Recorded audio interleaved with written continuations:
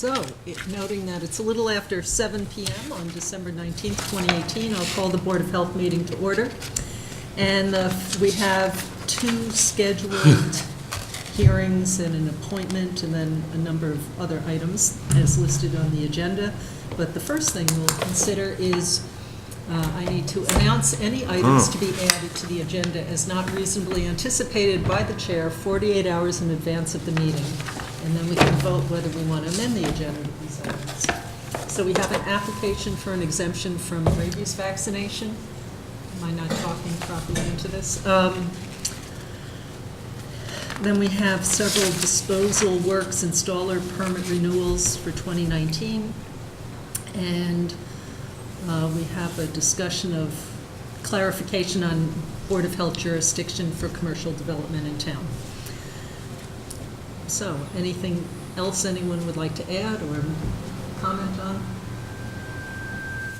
regarding this? Were you going to add 195 Western Ave, Silverwood Farm? Did you want to add that? Wait, what? Silverwood Farm, Okay. which, Does Mark have information to well, share with us? something Or shall we just go came, over? Monday. Yeah, what we came got in it on in our Monday. package. Yeah. It's in today's, what's I think there's an update since the mailed packet Yeah. from Claire. right there. Okay. I just don't know if you want to add that or not. Well, we can. Is he going to be certainly- here? Who? Jonathan? Yeah. I think it'd be good for Yes, I us to be, remember meeting- I think we reading should this. add it just so we can kind Yes. of collectively update Yep. and say where we're at. Okay, and then the fourth item would be for 195 Western Ave, Silverwood Farm. So do we have a motion to add those 4 items or some subset thereof? So moved? Second. And all 4 is good? Okay. Yep. So all those in favor? Aye. All right, so we have a 7:30. I know the Silverwood could be, no, let's put that one off.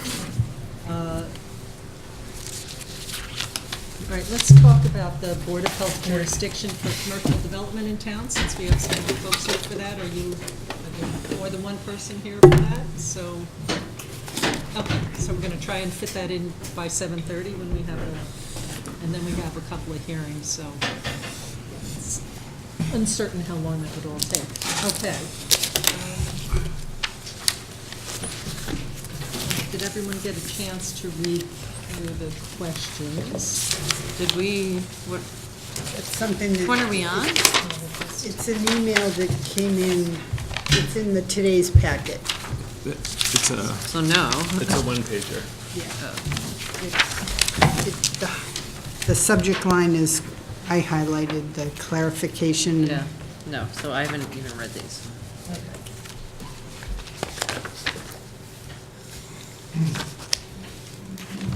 Give me a minute to read.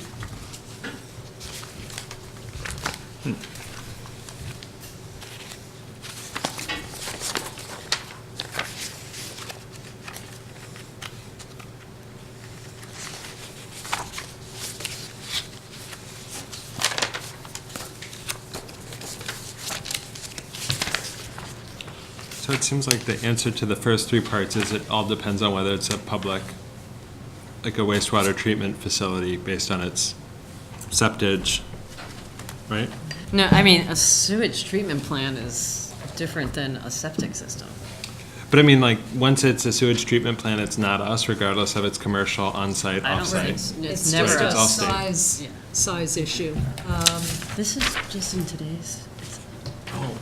It was not in our package, that's why, Not in the mail packet. right. Does it so come on we Monday? Had 3 minutes to look at Yes, this, I yeah. know, I know. So, Yeah, so no, and we wouldn't have jurisdiction if it's a treatment plant. Right, because so- it's the gallons. yeah, it's strictly a size, it's not whether it's commercial or a residential, because in a way that even though it's a commercial thing, it's also for residences, but looks like it will be large enough that it would require what's called the public water supply. And there are different categories at the state for sizes. So one like this, where people live there, would be called a community non-transient well. So people are living there. More requirements for that because people are going to be relying on the water all the time.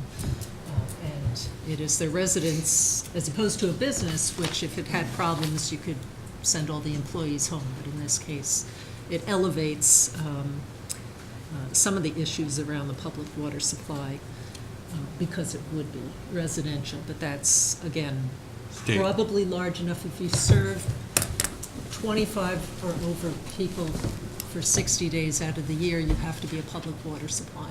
And then there's routine monitoring and a number of other requirements that go along with that. I don't think, So unless they put in a lot of small wells, which we've seen others in town do, and then just serve portions of the property, that might make it private wells, which would then be us, but that would, that's complicated anyway. but they would be, if they were going to do those type of wells, multiple essentially private wells, they would have to be located on the property, correct? I mean, no one's going to give them land to locate private Right. wells off-site. That would be exceedingly unusual, and I can't see the town doing that. It would be, and it's to set someone up with easements, essentially, although there have been easements for access to septic systems. But just to kind of keep the, so I think for the question of, as currently described, the well would not be under the jurisdiction of Board of Health. Right. Though the description thus far of the specifics of the property are somewhat fungible, nothing we've seen has been laid out with that. And I think for the question of the sewage treatment plant, that would also be under the state, driven by its size, not by its commercial or non-commercial use or Right. location on or off campus to the development. Right. So over 10,000 gallons a day, and 10,000 and over, it becomes state. I think we would want to weigh in on just issues that we know about town for specifics, because the state pretty much relies on what people submit in their applications for the, there are two steps. You have to build the wastewater treatment plant, and then there are just a lot of rules that say how it has to perform and specifications for that. And then there is a discharge permit, so what allows you to take the septage, the treated septage, and discharge it into the ground like a septic system, only giant, or into a river, or whatever the setup is. Wouldn't be a river here. But that would be the state for those as well. And that's, right, the applicants submit information, they have to address a number of concerns, including what, I haven't looked at it in a couple of years, but I've filled out those permit applications, and they ask for what other public water supplies are in the area that might be affected. So aside from theirs, there aren't a lot of public water supplies downtown, a couple, but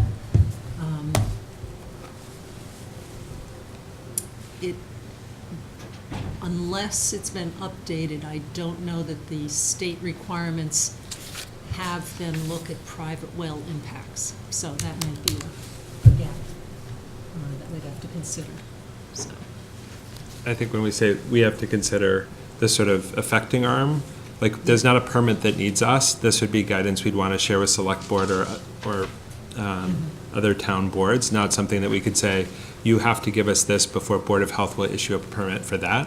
It's more a guidance to other town boards. Paul Bokiki of Hunting Lane.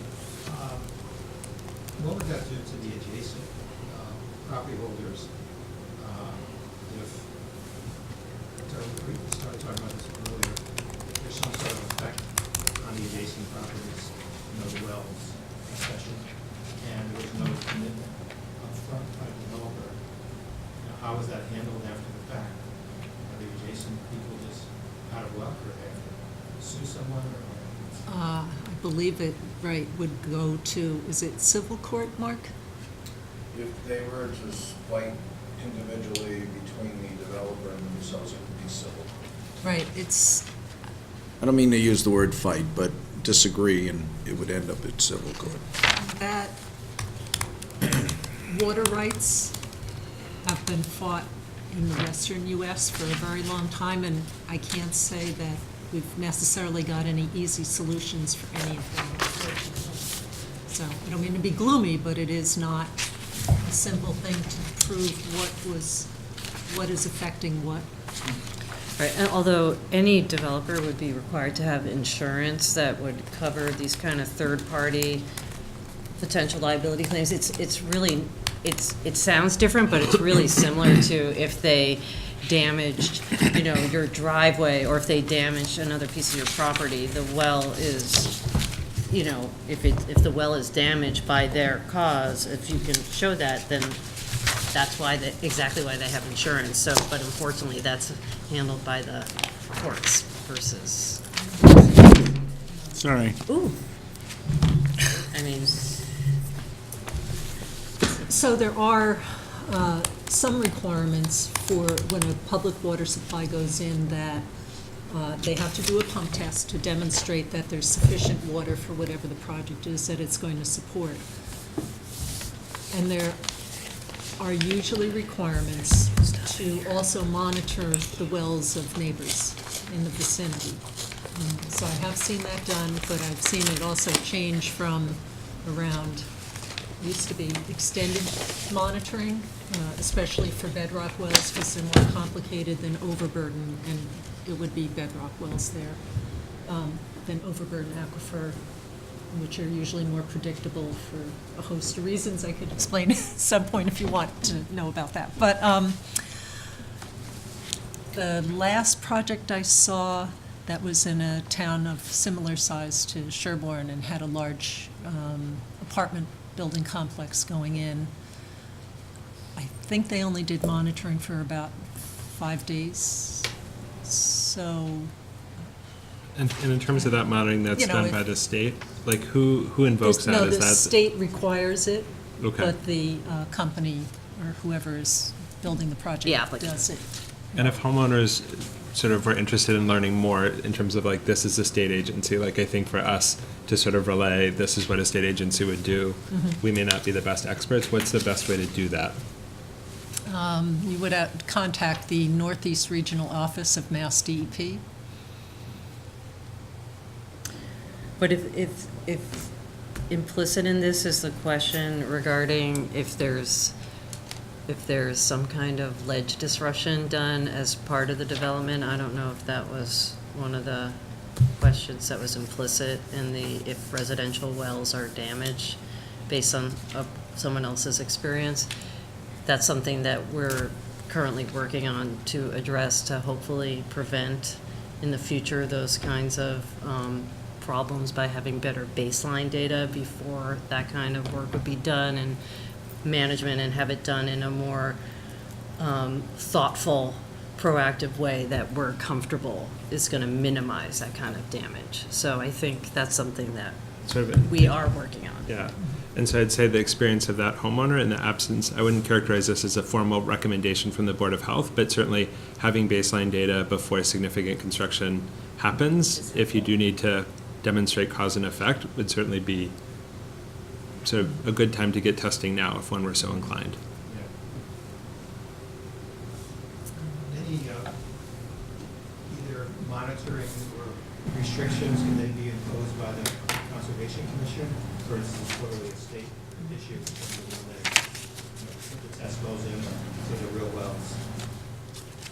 You mean in the absence of wetlands and protected space? I mean, the Concom's dealing with protection generally of natural resources and wetlands and things. So if there was a potential encroachment on those kind of areas, then they'd have to abide by Conservation Commission. They're focusing on just the wetlands. Right, I believe they'll be looking at whether the draw from those wells might be affecting surface waters. Surface water. Wetlands, and there's a stream there. So that's one way, and certainly when the state asks to see the results of monitoring neighbors' wells, they're looking for impacts. Just bedrock fractures are more complicated than the overburden aquifer, which they try to evaluate, and I don't know, again, you could either talk to that region, you could also try water supply at Boston headquarters for Mass DEP, who will be a little more policy-oriented and might be able to share either where things are headed or other things that they're thinking about, or it's kind of a different slant on things sometimes. So they used to track the withdrawals from very large public water supplies within a river basin, so they could understand how much could that river basin support and try to evaluate that and understand it. Also, some public water supplies have requirements, but it tends to be the much larger ones than maybe what this would be. Requirements for ongoing monitoring of surface, more shallow groundwater, with the assumption that if you have a bedrock well and you have soil at the top and it has some water there sitting on top of bedrock and the bedrock has fractures, that if you're pulling water out of the bedrock fractures, the water up above will lower. So they sometimes require that kind of monitoring, long-term, like over decades. So just to see what the impacts will be. But the experience gained at one isn't always applicable to another location because the dynamics are different and the physical setup is different. So, any other questions? Unfortunately, it's not easy. Well, thanks for the information. And I guess, again, my personal perspective is there are things we can do to try to understand what the impacts would be, and that might be one thing. Everything might work out fine, but my personal preference would I'd rather know that, Right. or try to know it as best one can up front. It's a scary proposition. This whole thing's will be fun. So.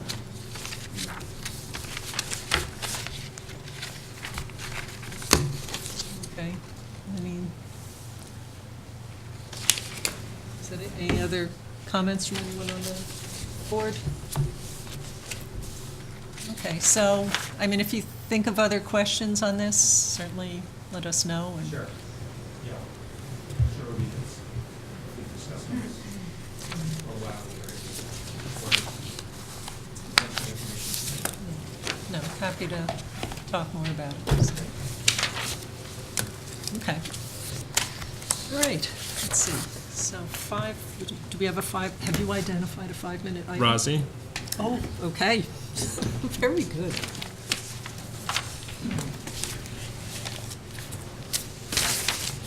I just read that.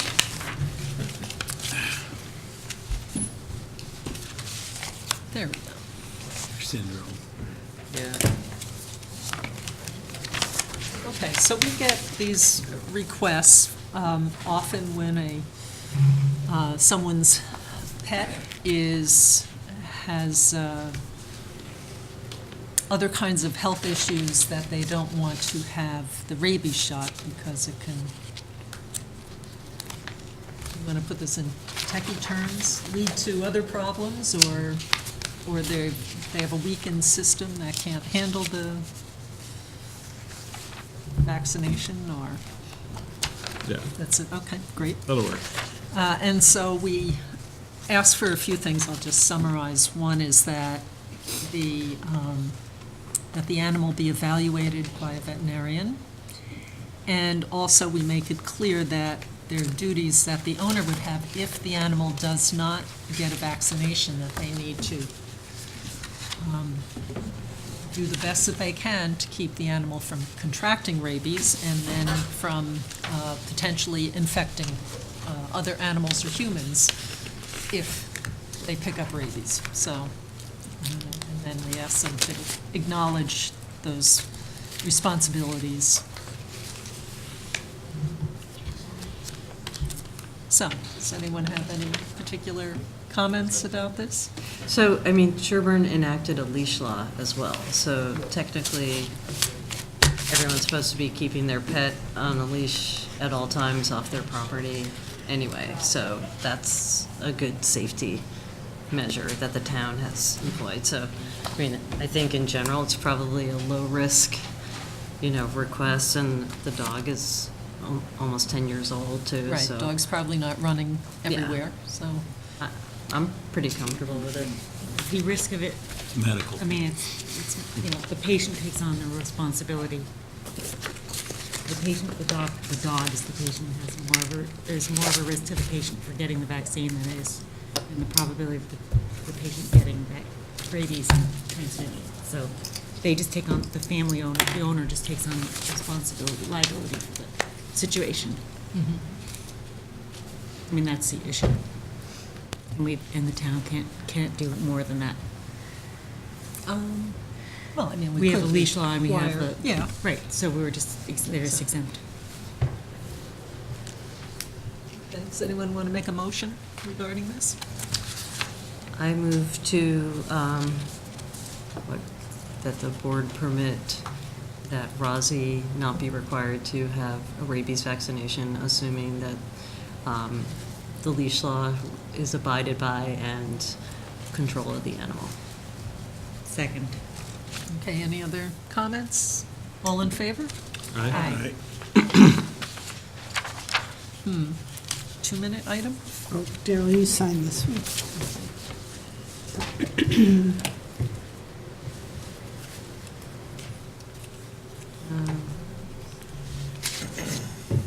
Can we do the disposal works installer permit renewal? Well, there's a couple down under other business as well. But you can. Okay. And are they all, they're all renewals? Yeah, but I do have a question on.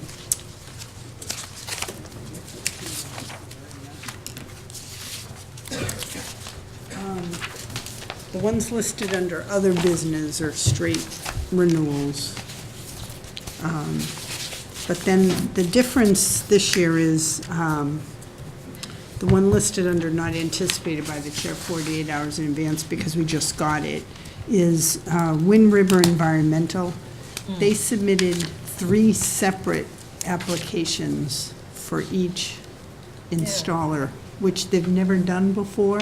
So we did call all the references, and every town that we called said that they fall under their permit for Wind River Environmental, that they just list the installers on one permit under Wind River. So I don't know how you want to do that. If you want to issue separate permits for each installer, or just one for Wind River. In the past, we've only done Wind River, but they've never applied this way before. Okay, and So- would there be any reason to I do it expect individual-wise? They may versus- be trying to sever themselves from any liability. And so Wind River grew to quite a large company, and maybe this is the way they're going to start handling the company with subs, sub-corporations or whatever. So they've all paid, so we don't have to deny it. We can, each one will have an individual license, and each will be responsible for their work. We can do it that way. You know. And it seems like they should be applying as whatever the entity the sub is. Yeah, I so mean, does it still list Wind River Yeah. on the application? Yeah. each Yeah. one, yeah. It's their Acting- name, Yeah. Wind River, each name, Wind River. But if it's a But complaint aren't we always application, that's doing- fine. Yeah, aren't we always doing installers though? Like, I thought that we're approving them as an Install. individual to install, so.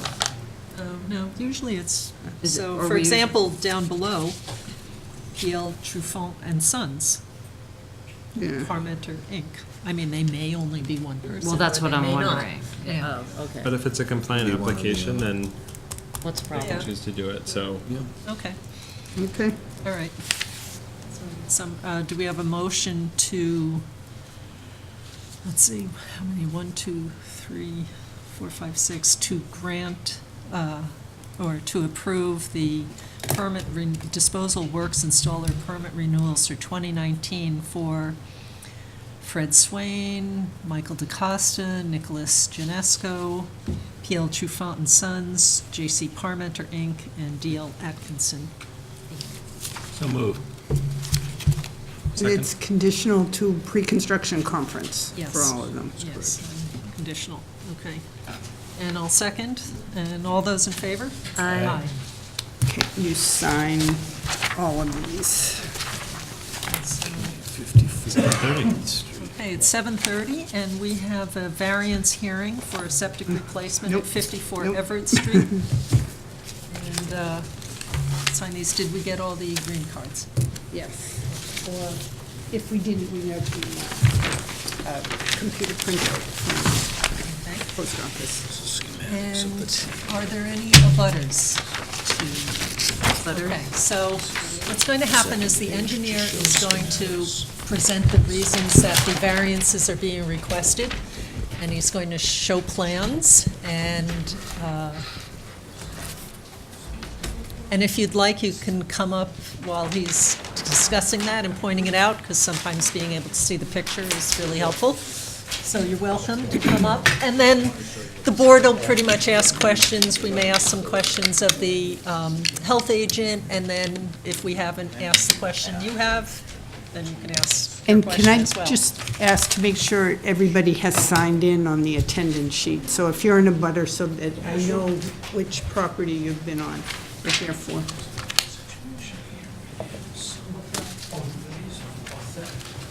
Yes, sort of, okay. Good evening, Dan McIntyre representing the homeowners of 54 Everett. They are in the process of selling their home, and they actually have sold their home. They failed the Title V inspection, and we were retained to design a new septic system. This is probably halfway down Everett Street. North Main Street is down this way here. Right on that curve there. So the existing system, there's no design on it, but it consists of a septic tank and 2 leach pits here. At some time in history of the house, there was a bathroom added to the basement, which went on a separate pipe to a sewage ejector pump, which pumped up to the septic tank. There's no design on the system, as I said. We designed it based on 4 bedrooms, which is the existing use of the house. We did design a Title V compliant system, which consists of a septic tank, pump chamber, and leaching trenches. We relocated the septic tank down into this lower area down here, so we could eliminate the sewage ejector pump. We still have to have this pipe coming out here. We had a plumber look at the basement. There's no way to tie all the plumbing together. So we still have 2 pipes coming out of the foundation, but we connect them before the septic tank, and then we pump up, just effluent up to the leaching trenches and eliminate that ejector pump, which is not a good thing for a system. We are asking for 2 waivers to the Sherborn regulations. One is related to the well. The well is in the backyard. We could only really get the 100 foot, which is the Title V minimum setback to the leaching area. The second waiver is with respect to offset the property line. Title V is 10, Sherborn's 20. We were able to get 15. And we're trying to get that happy compromise between property line and well offset, but we definitely needed to get that 100 foot well offset. It appears that the existing leaching pits didn't quite make that. And it also looks like to have moved the septic into farther back on the property, you'd still have the same issue of being close to the well And as we potentially. get back here, there's wetlands back here. Oh, okay, all right, so, as we often see with existing properties, once you have some infrastructure already there and you need to maintain setbacks from various things, the options are reduced, so. And we do meet the Sherborn well offsets to all the butters with us. So it's only the on-property wells? And that's also the kind of, if one has to compromise on a distance to somebody's well, we prefer. Better it be theirs. Their own well, because, for What- obvious reasons, I believe, so. So is the front property line, is that on Everett Street? So It's on the road, it's not on a butter. exactly. Yeah. Okay, so that's also the best of possible. So, and they don't look like they're necessarily, I mean, possibly over here, but maybe then that gets closer to somebody else's well, or unsuitable soils or slope Yeah, or something else, so. Kind of, there's like a retaining wall here, it drops off down here.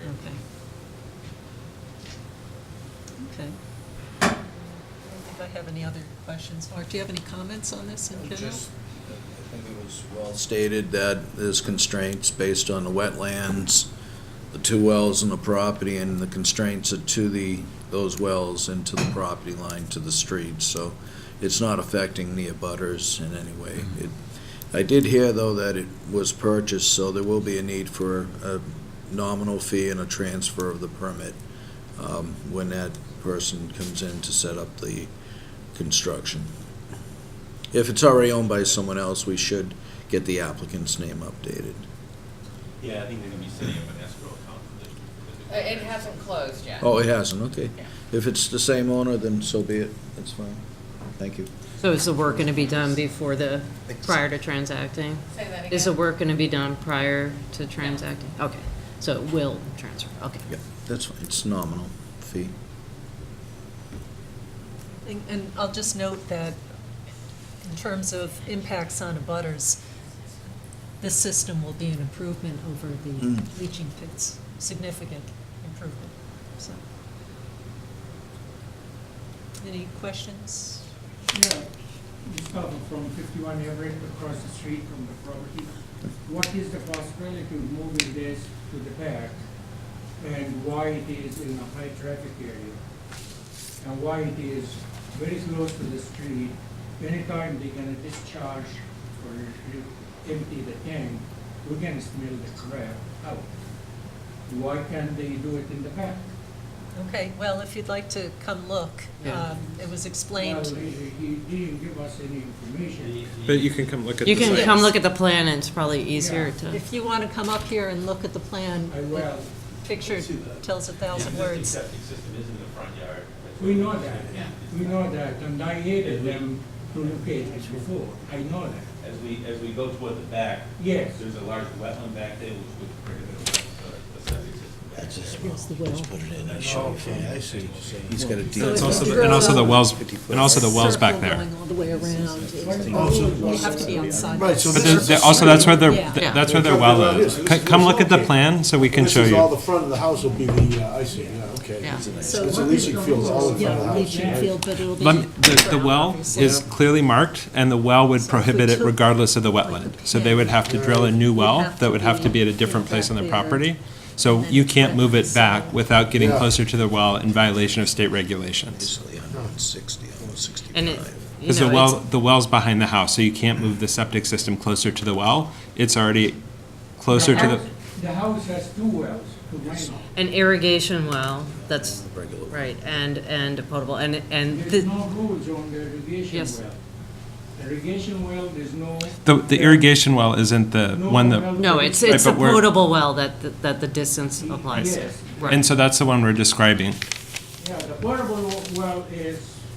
I A minimum, agree with that. right, so, And I agree, Mark does a great job protecting the nation, the residents of Sherborn. Yeah. I have no problem, I had an experience with them, so I know how very accurate he is. But if this is a high traffic area, and it is the access to the house.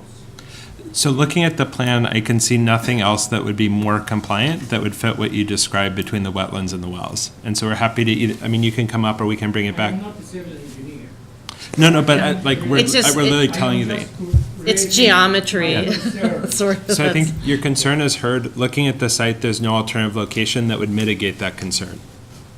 And it, like, looking at the plans, it doesn't look ambiguous about that. It seems like clearly you'd be moving directly towards the potable well if you put it behind the house, and the wetlands constrain the property substantially. Right, and so when you have a wetland, it means the groundwater table is really shallow, right? And so there's also requirements about how far down the groundwater table needs to be. So he'd either be asking for lots of variances, there's no perfect spot, but I think it's the optimal location considering the geometry of the lot and the groundwater. If your concern 5 is feet to the it. odors that are caused from the septic tank. This is gonna be a lot better. This should be better. The septic tank's still gonna be in the front yard, so that's where the plumbing is. Yeah. And we'd have to pipe around the house to get to the backyard, so the septic pump would still pump the septic tank in the front yard. Well, what kind of frequency are you talking about for that, in it, with a new system? What kind of frequency would that need to be done with? 2-3 For, years. for a new homeowner, we recommend that it be inspected the first year, Yep, and then that pumping contractor can develop a pumping plan based on the individual use. But as Mark says, usually every 2 to 3 years. 2 or 3 2 to years, right? 3, So but one time every Well, 2 to 3 We require it years. inspected at least once a year, Yeah. as you just said, so we appreciate you sending that word out as well. The other two houses across the street have the wells in the front of the house. Yes. So that has, but there's no chance that it'll ever leach into those properties, so. Well, No possible anyway, because we have to move one source of water, and I have a shallow well. I mean, Right it- across the street, so. I can't say, Something I'm thinking about, you know? I can't say nothing will ever happen. They meet the requirements that we have for how far it needs to be from a well. Okay. I mean, you exceed them. What's the closest off-property well? Well, your well would have a They got 150 these foot little offset under the pits, Sherborn each of those, regulations, so and we're that's probably another worse than 15, what so the we're probably proposal. 165 feet from your well. I've got a question. You mentioned abutters. I'm the abutter to the Sherborn end, far away. We have wetlands in between. Yeah. But what abutter were you referring to? Every Adjacent or across the street? No, so each of these, Abutter. if you want to look, each of the butters is marked, and so. Yeah, well, I know where I am. But when you're saying which one are you talking about, it is Yeah. much easier to say the second one from the left, right? Because I can't describe it better. I just have the arrow. I don't have this as the property line. So if we want to say, I'm wondering which abutter were you speaking? Abutters are typically adjacent on either side of the property, I think I know that. right, and then across the street. so I That's guess what we were talking what's the about. question we can help you answer, clarify? You mentioned abutter. I was wondering which abutter you was referring to. So I think multiple abutters. You're an abutter and have been referred to. He's an abutter and Across has the been referred street, to. yeah. These two gentlemen. Right. Okay, so I'm on the same side. She is next door. Yeah, I'm But, next. right. Okay. And so what's the question you have? I was, when you mentioned abutters, I was wondering which abutter you were speaking about. So we can't answer that question. Do you have a question about your property or the implications? None whatsoever, but I was Okay. just It was, wondering. it was either this gentleman who lives No, across it the was street. before this gentleman. That was missed off in the I back. think I was talking about abutters in general. Butters in Right. general. We meet all the well offset for all the abutters. Right. We are exactly directly across from David and I, and we just paid about $40,000 to a brand new well that is directly in line with that location they mentioned for the well, for the septic tank. Mm-hmm. And so- Directly in line. Yeah, Right. it's quite obvious. We located it. You repeat what? Your well. Yeah. Do you have it on the plan here? Yes. I think Is so. there- It's off the plan. Is it a little bit. upgradient? Right. Do you know if the But you marked the gradient line. Is it yes or no? But One then- says So- yes, so one you're- says no. You give me the right answer, please. Because I paid $40,000 not to waste it. Right, but how deep's your well? How deep is our well? Yes. It doesn't matter. Yes, it does. It is what we drank. No, I understand that. But septic systems are in the top 6 feet of ground, and if you paid $40,000, it's gotta be Yes. hundreds of feet deep. There's one that has, it's 150 well here, that's more than that away. So this is the minimum requirement, and it's exceeded. So what is the street? Everett Street is right here. Everett Street, and this is property, So that's the home, that's the septic. the existing septic. I mean, the existing pits are on there too, but this is the proposed septic, so it's in. So to answer the question. That's even about worse, I thought it's gonna be here. My well is right there.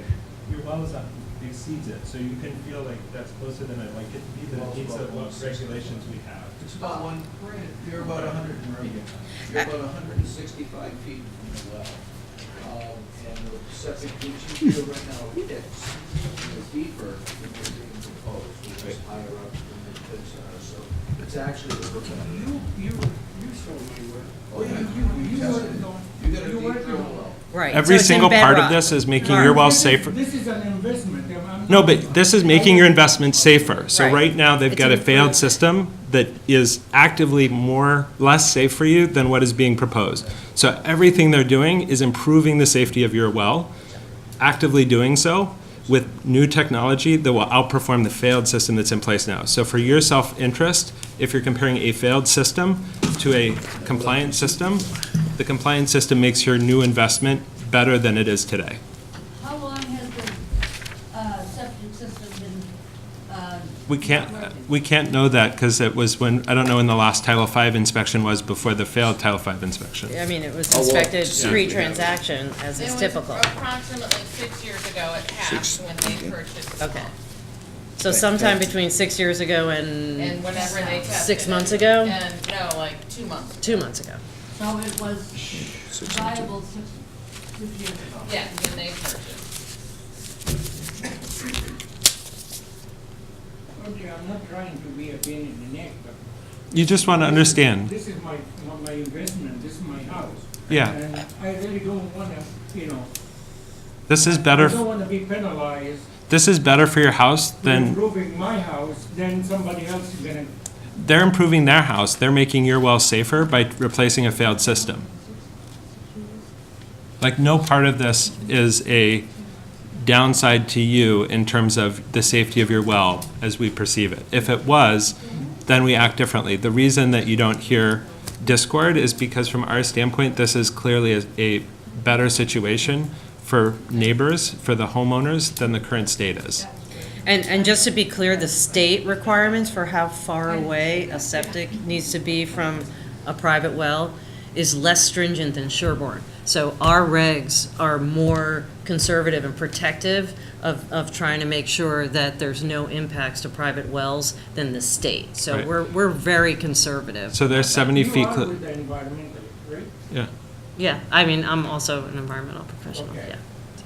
But I think the other piece is their well is about 65 feet closer to their septic than your well is. I don't know if that'll make him feel Right, better. because, I mean, but I think your question of like, is this dangerous or reckless or cavalier? The homeowners here, like, the variance are asking for is to have whatever risk is associated with proximity to a well sit with the property owner, which is generally what we ask. So the variance are asking for is to allow it to be closer to their well, which is what's putting it further from your well. I also think that the most important thing right now is that the current system is not working. It failed Title V. So they have to replace it. So right now, you might be at risk, and hopefully when they're done, your risk will be significantly less. So I just want to be conscious of time because I know we've got another hearing in a minute or two. Is there anything else from the board in terms of questions or clarifications? This is a good time to remind everyone to periodically test the quality of the water coming out of your taps in your house. So, okay. They have no choice. They have to have. They have to do Right. something. Yeah, they have to fix the septic, so, It's not an option. no. Right. So it's going to be better because it wasn't identified until now that it wasn't working. So you guys could have potentially been at risk. And so the good news is that this real estate transaction is going to end up protecting your water supply because they have to fix a system that's failed. It's not good for them because they have to get a new system, but it'll end up being helpful for you. And for the next owner of the property. It is good for them. Awesome. Okay. So, that's, the Oh, we have to variances. vote on it.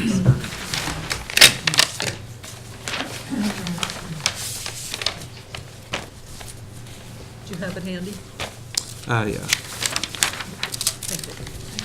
Okay. So, do we have a motion to grant a variance to section 10.1?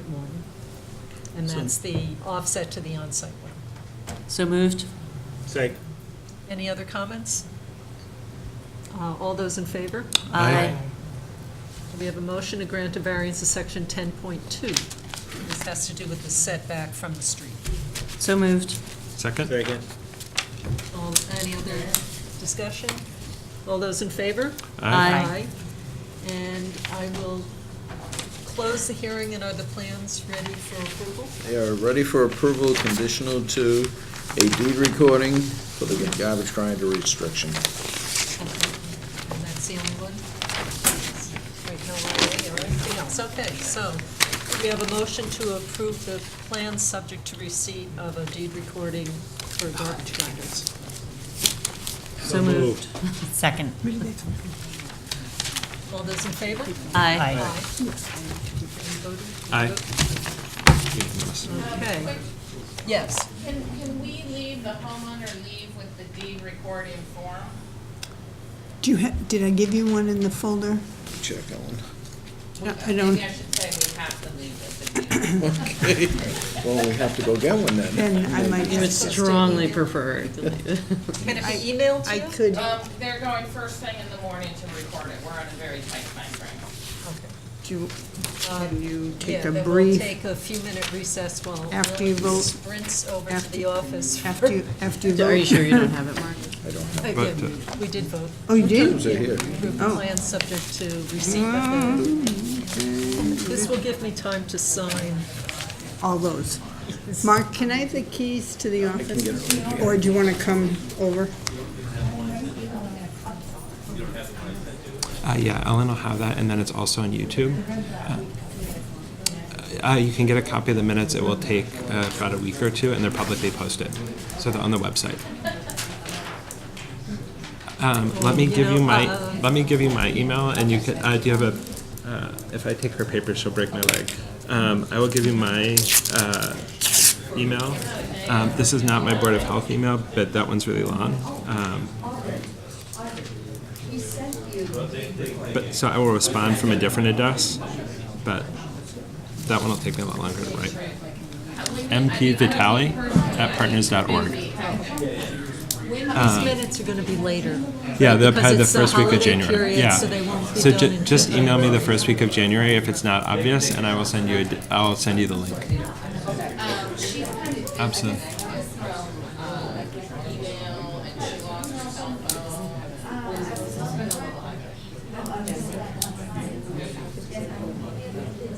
Yeah. Compared to But- having leaching pits over there now, But I don't. they don't do much. No, but treatment at all. but you also like they couldn't put it in the back without moving the well.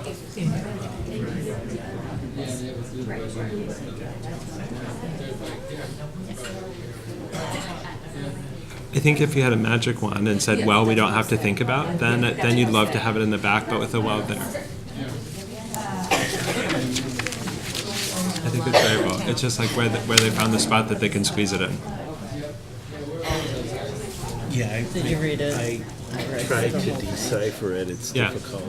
Yeah. It seems to be. Oh, I understand. Yeah. No, but I think It's good that you, I get confused on the bedroom counting no, but it's rules, good Yeah. that you're aware, because it would make our jobs easier. how many there are, right? About how they treated their septic system and not putting I think things down. so you that don't start the room count kills the unless there's bacteria, more than 8 rooms. down everything. So that the you main clean it up house. before it goes out, all that kind of stuff. So if you're going to offer other Count, advice to but once say, that's I think what for us, like triggers this is the the whole like hands-on Your investigation is thing, so- really better than status quo. Property? I think the other things to do 26, is just I to thought you say were 9,800. testing, so if You'll- there's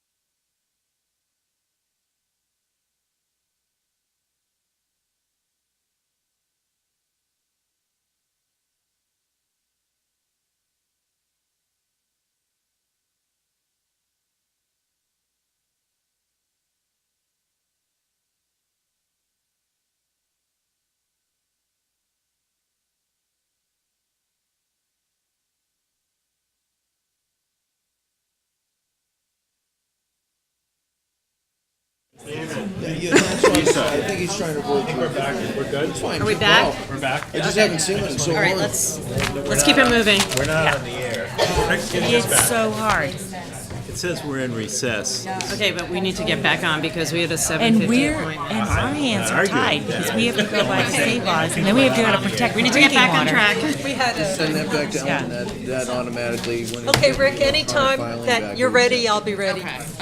I'll be ready. And maybe do the transition at that time too. And then do the transfer at the same time, maybe. 'Cause if it's Okay, transfer, we are it's back good. in session. You have the owner, now there's no All right, noting that it's ownership. a little past the 7:50 variance hearing appointment, I'll call that to order. Do we have, I'll open the hearing. Is it all the? Yes, we did receive them. Excellent, okay, so this is regarding a septic replacement at 8 Parks Drive. Are there any abutters to 8 Parks Drive? These things matter to me. Okay. Okay. If anyone's interested, the engineer will be presenting to us and describing why the variances are needed, and, okay, take it away. Dan McIntyre representing owners of 8 Park Drive. We're also getting the process of selling their home and had a sales satisfied. Can you close the door, please? Thank you. Yeah.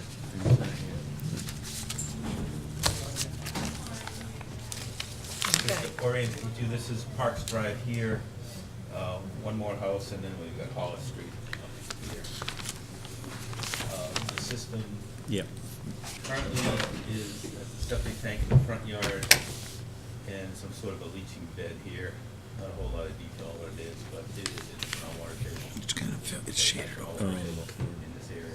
But, Somewhere, yeah. it is currently a 3-bedroom house and a 3-bedroom septic system.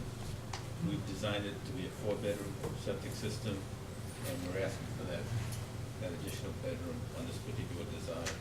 We've designed it to be Title V compliant, but we are asking for a couple of waivers to the Sherborn regulations related to the groundwater table. We're proposing to put in a fast system with a pump tank going up to a pressure distribution leaching bed in the front yard. Now, in order to use an alternative technology for the construction, which is what we're doing here, we need to design a conventional system first to show that it would work on the lot. We did design that, we provided in our calculations to Mark. That resulted in a mounded system in the front yard with about a 3.5 foot retaining wall on the driveway. So it's possible to put a Title V compliant septic system in there, but the homeowners would prefer to spend the additional money for a fast system to reduce that mound down in the front yard. We're still maintaining a 4-foot groundwater offset for Title V. We're asking for that 1-foot difference between Sherborn's 5 and Title V's 4-foot. So that's one of the waivers. The other waiver is the natural occurring groundwater condition being within 5 feet of the surface. So you said this is in the front, obviously, abutting the road, and is there no other location on the, like, how big is this property? Because they tend to be pretty large on parks. Usually at least a couple of acres. Yeah, the acreage, 2.16 acres. Not on Park. Yeah.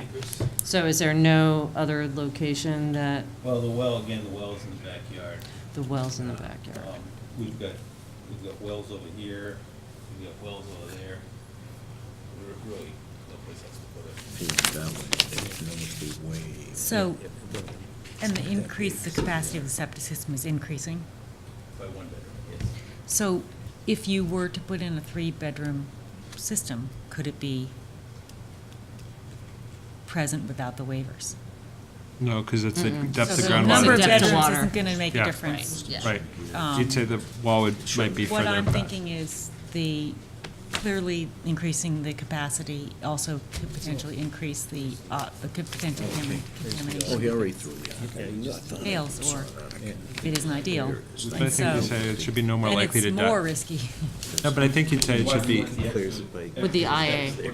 Yeah, Right. they have a better technology, right. and I wouldn't imagine that a failed IA for 4 bedrooms for a 4-bedroom design system would necessarily be riskier than a failed IA technology for a 3-bedroom system, for a Well, 3-bedroom If home. we went with a 3-bedroom system, then the homeowners wouldn't spend the extra money for Yeah, IA technology. right. I will point out the IA mostly deals with nitrogen, right? Is there anything else that it takes care Well, of? it treats the effluent better, so that even the total suspended solids going out to the leaching field is less under this technology. It's an aerobic treatment Right. system. I was gonna say it's aerated and Yeah, it's, so it gets better treatment in the More tank micro. itself before it gets to the leach field. I have one. That's what Oh, they you put have in one, yeah. my I house mean, before the I bought it. risks, I mean, obviously, the things that we're worried about are, I mean, although law, I mean, what we're doing is what we're required to do by law.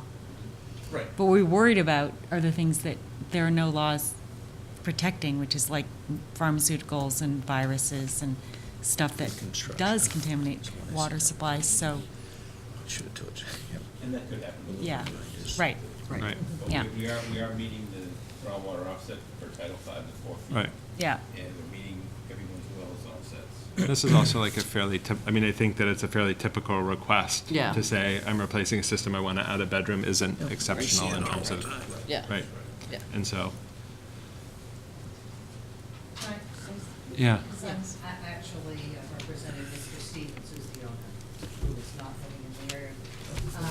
I don't know if this makes a difference to you, but if, and I guess a bedroom is better, but if someone were to add on to this house, they would not be able to put a very large addition just because of the layout of the lot and the Yeah. setbacks and, you know, well, I don't even know if it's wetlands. I think this I on didn't the other mention side that, of yeah. Hollis. With, Yeah. with the whole layout and Yeah. everything, if someone were to put an addition, it would not. But I But think the it- question of like, it's following the rules. And Right. so you could say, they could put a huge addition on, and you're like, that's lovely, you're following the rules, and it is what it is. As long as it doesn't exceed 4 bedrooms. Right, right. So it sounds like all of, like, it doesn't seem like we've identified a better alternative location. It seems like the IA technology is a reasonable solution, and the bedroom addition is fairly It's routine.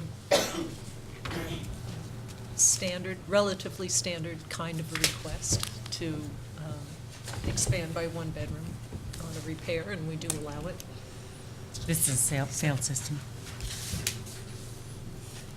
So, any other, Mark, any comments? Based on the presentation, I just want to let the board know we're seeing a pressure dose system that is IA technology, but it's different from what you've seen over the past few other plans, but we have seen pressure dose, and when they use pressure dose, they're allowed to use a leaching bed, and they don't need to ask for a waiver, so that, I just want the board to realize this is a leaching bed with pressure dosing occurring.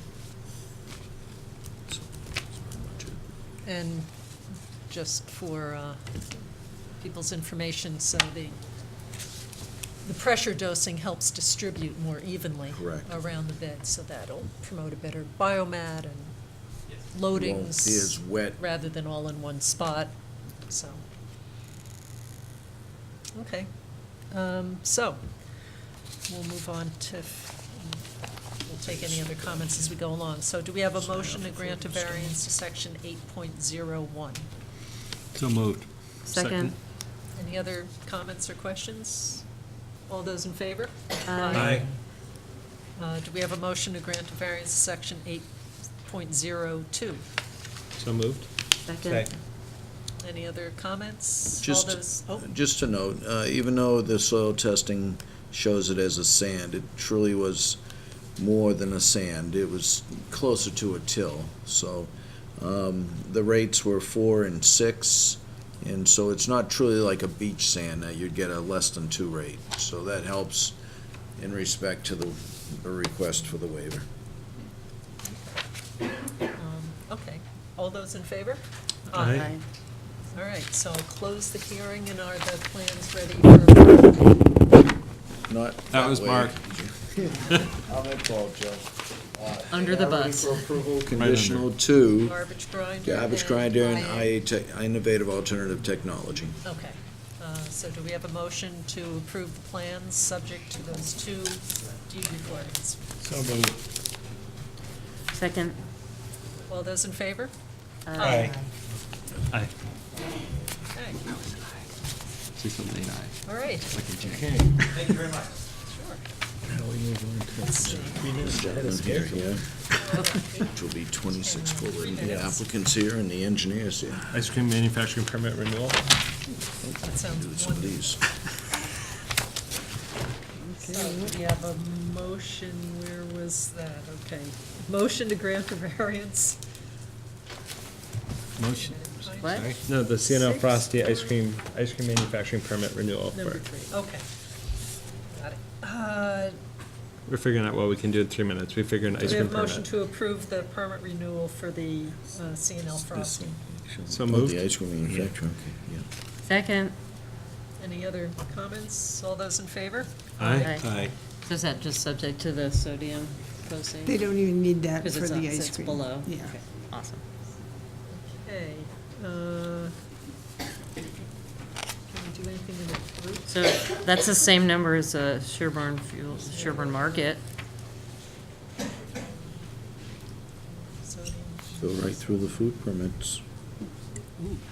All right. Is it any harm doing that Can one we do too? the 5 with the sodium restrictions as a block? Yep. Okay. All the food establishment, you mean? Just 5 of them, I want to say Pine Hill, yeah.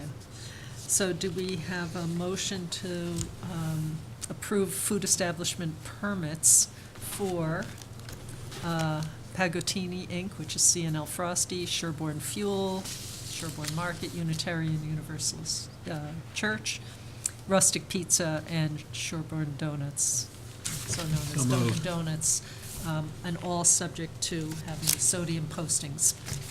Second. Okay, any other comments? All those in favor? Aye. Actually, I'll note that we tend to see sodium in the downtown area. Okay. I don't think we can do Pine Hill. Okay, all right, so we have an appointment at 8:10. Wow. Discuss a building application at 26 Bullard. Good evening. It's a one-man show. Oh, boy.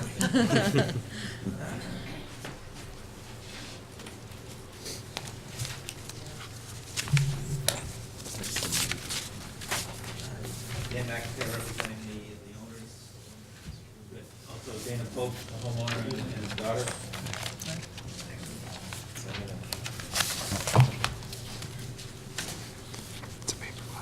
So we submitted a letter to you describing what we believe the present town is. And I thought I'd go over that briefly, and then we can open up to some questions.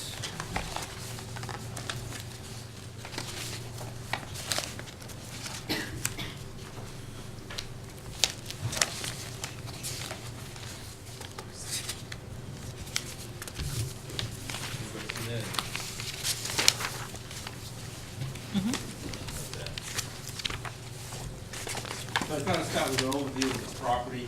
This is about a 40-acre site. It has 3 buildings on it. The main house, which was a 6-bedroom house design-wise. We have the barn, which is a 1-bedroom for the horse trainer. And then we have the carriage, the guest house, which is a 3-bedroom.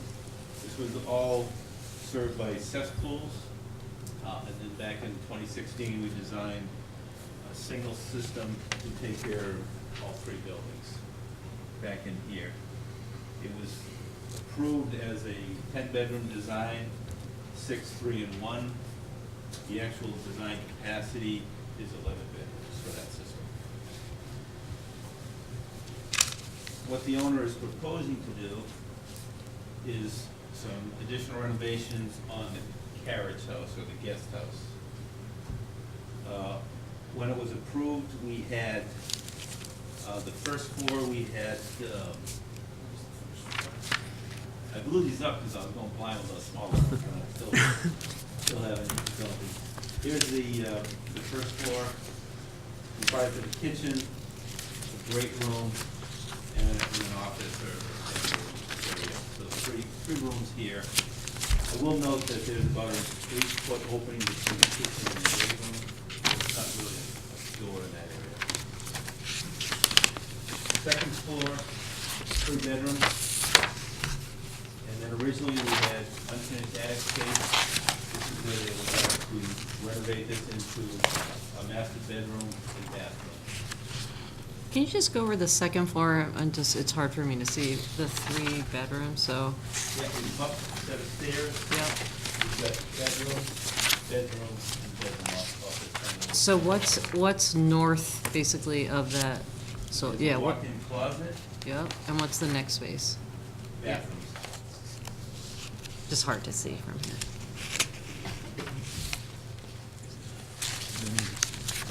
So, I didn't know at the time when I No, no. when I submitted the Yeah, letter, those but I drawings learned were since just then that based on the design, Yeah. property extension as well, so that- There's a variety of. When you say Well- partial room, what does that mean? That means it's partially finished and partially concrete slab and Well, uninsulated, unheated. it is uninsulated and Sorry. unheated. Okay. Well, portion of it is, the other portion is Well, we need to, additional space. don't we need to know that? That's why I brought it up. Yeah. Yeah, but that's not in the, it's That's not why in the It letter. wasn't in that letter, that's why I wanted to bring it up to you. Didn't we? So we're looking at 8 room, if we include the room in the basement, we're looking at an 8-room house. Clearly, it's a 4-bedroom house by all definitions. So I want to turn attention to the main house. This is a second floor plan here. We have a master bedroom and 3 other bedrooms. One with its own bath, and the master bedroom has a walk-in closet and a master bath. That's in the main part of the house.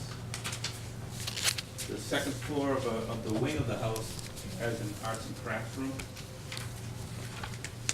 So we've got 5 rooms here, although I will note.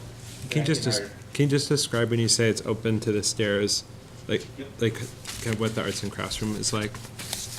Actually, that's better in the packet. It's Perfect, better there okay. than. Yeah. So are our plans in this packet the same as what you're showing on that figure? So this is the first floor plan? Yeah. Looks the same. And this is the Yes. okay, so they're the same. Yes. So you come up, you know, a half flight of steps and another half flight of steps. And then to open, You get okay. into the room, there's no doorway.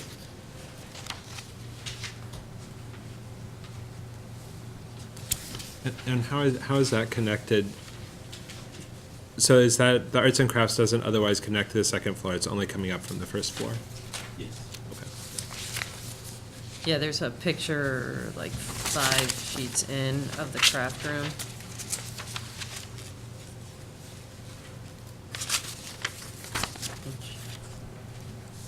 So you'll see this is the first floor plan, you'll see the little stairway up to the craft room, it's above the laundry and mudroom. So downstairs, we have a guest suite bedroom, an office, living, dining, and then kitchen family room in the main part of the house. The kitchen itself, we're really characterizing that as one room, and then we sent some pictures in on that as well. So kitchen, family room? Yeah, Yeah. open concept. It's a very open concept. Unlike the guest house where we had kind of a case 8-foot opening between the 2 rooms, this has no case opening at all. It's just a continuous flow of just to let you know, the way we've looked at other homes like that, say more modern style homes, is functional space. And we would ordinarily count that as 2 rooms. And by the end of the night, you're going to So, just in terms of how we generally apply But I guess the evaluation, so. I mean, I guess it's a pattern, like it's a pattern of use though, right? For that, I mean, like, as you sort of look into that, that's extending down into the L with the kind of, Although it gets so fuzzy now with open So, like, it's concept like a because 3,000 square foot great room. instead of having a dining room table there, people, like, we kind of changed ours to like a sitting area because everybody congregates around Yeah. the kitchen, so it is getting a little fuzzier, I think. In this case here, I would say that the kitchen eating area is all one room, and that could be the eating room, but the living area with the couches, we always have separated from. That's what kitchen Daryl's function, saying, that yeah. it's sort of, So that way the eating room is part of the kitchen, but the living room area is not, it's a separate function. so is there an eat-in table? Because this photo's only a portion of the kitchen. Is there an eat-in table? There is a table that straddles the kitchen space and the family room space. okay. Yeah, you can see. Yeah, oh, I Yeah, you kind of can see see it it, with you wood can see it. chairs. Okay. Yeah. So that's also keeping it Right, no, gray, yeah. Well, and we would tend to view an area within the kitchen for eating as still part of the kitchen. Kitchen, but right. So this would be. It the does get kitchen, this tough would- with yeah. changes in people's expectation of how much space one has. Like, would one have just a table in that whole area? But I guess the question is, it feels like once we're at where do you keep your table, it's really specific. Yeah. And Yeah. if we're sort of saying our duty is to kind of think about the lifetime of this house, we won't have tables in the, I mean, who knows, but, just take a pill. Drones following Yeah. you around with a plate. And so I guess the question for us is less kind of where their table is and more, do we think that's 1 room or 2 rooms? I actually think that, just looking at the pictures, I guess was the guest bedroom and now what you're calling like the sitting area, were those 2 completely distinct rooms that now have been opened up into 1 room? Because they look like, I can't say what it was, I can only say what it is. There's only one door into both of these rooms. so they're connected and there's Yeah. no. Okay.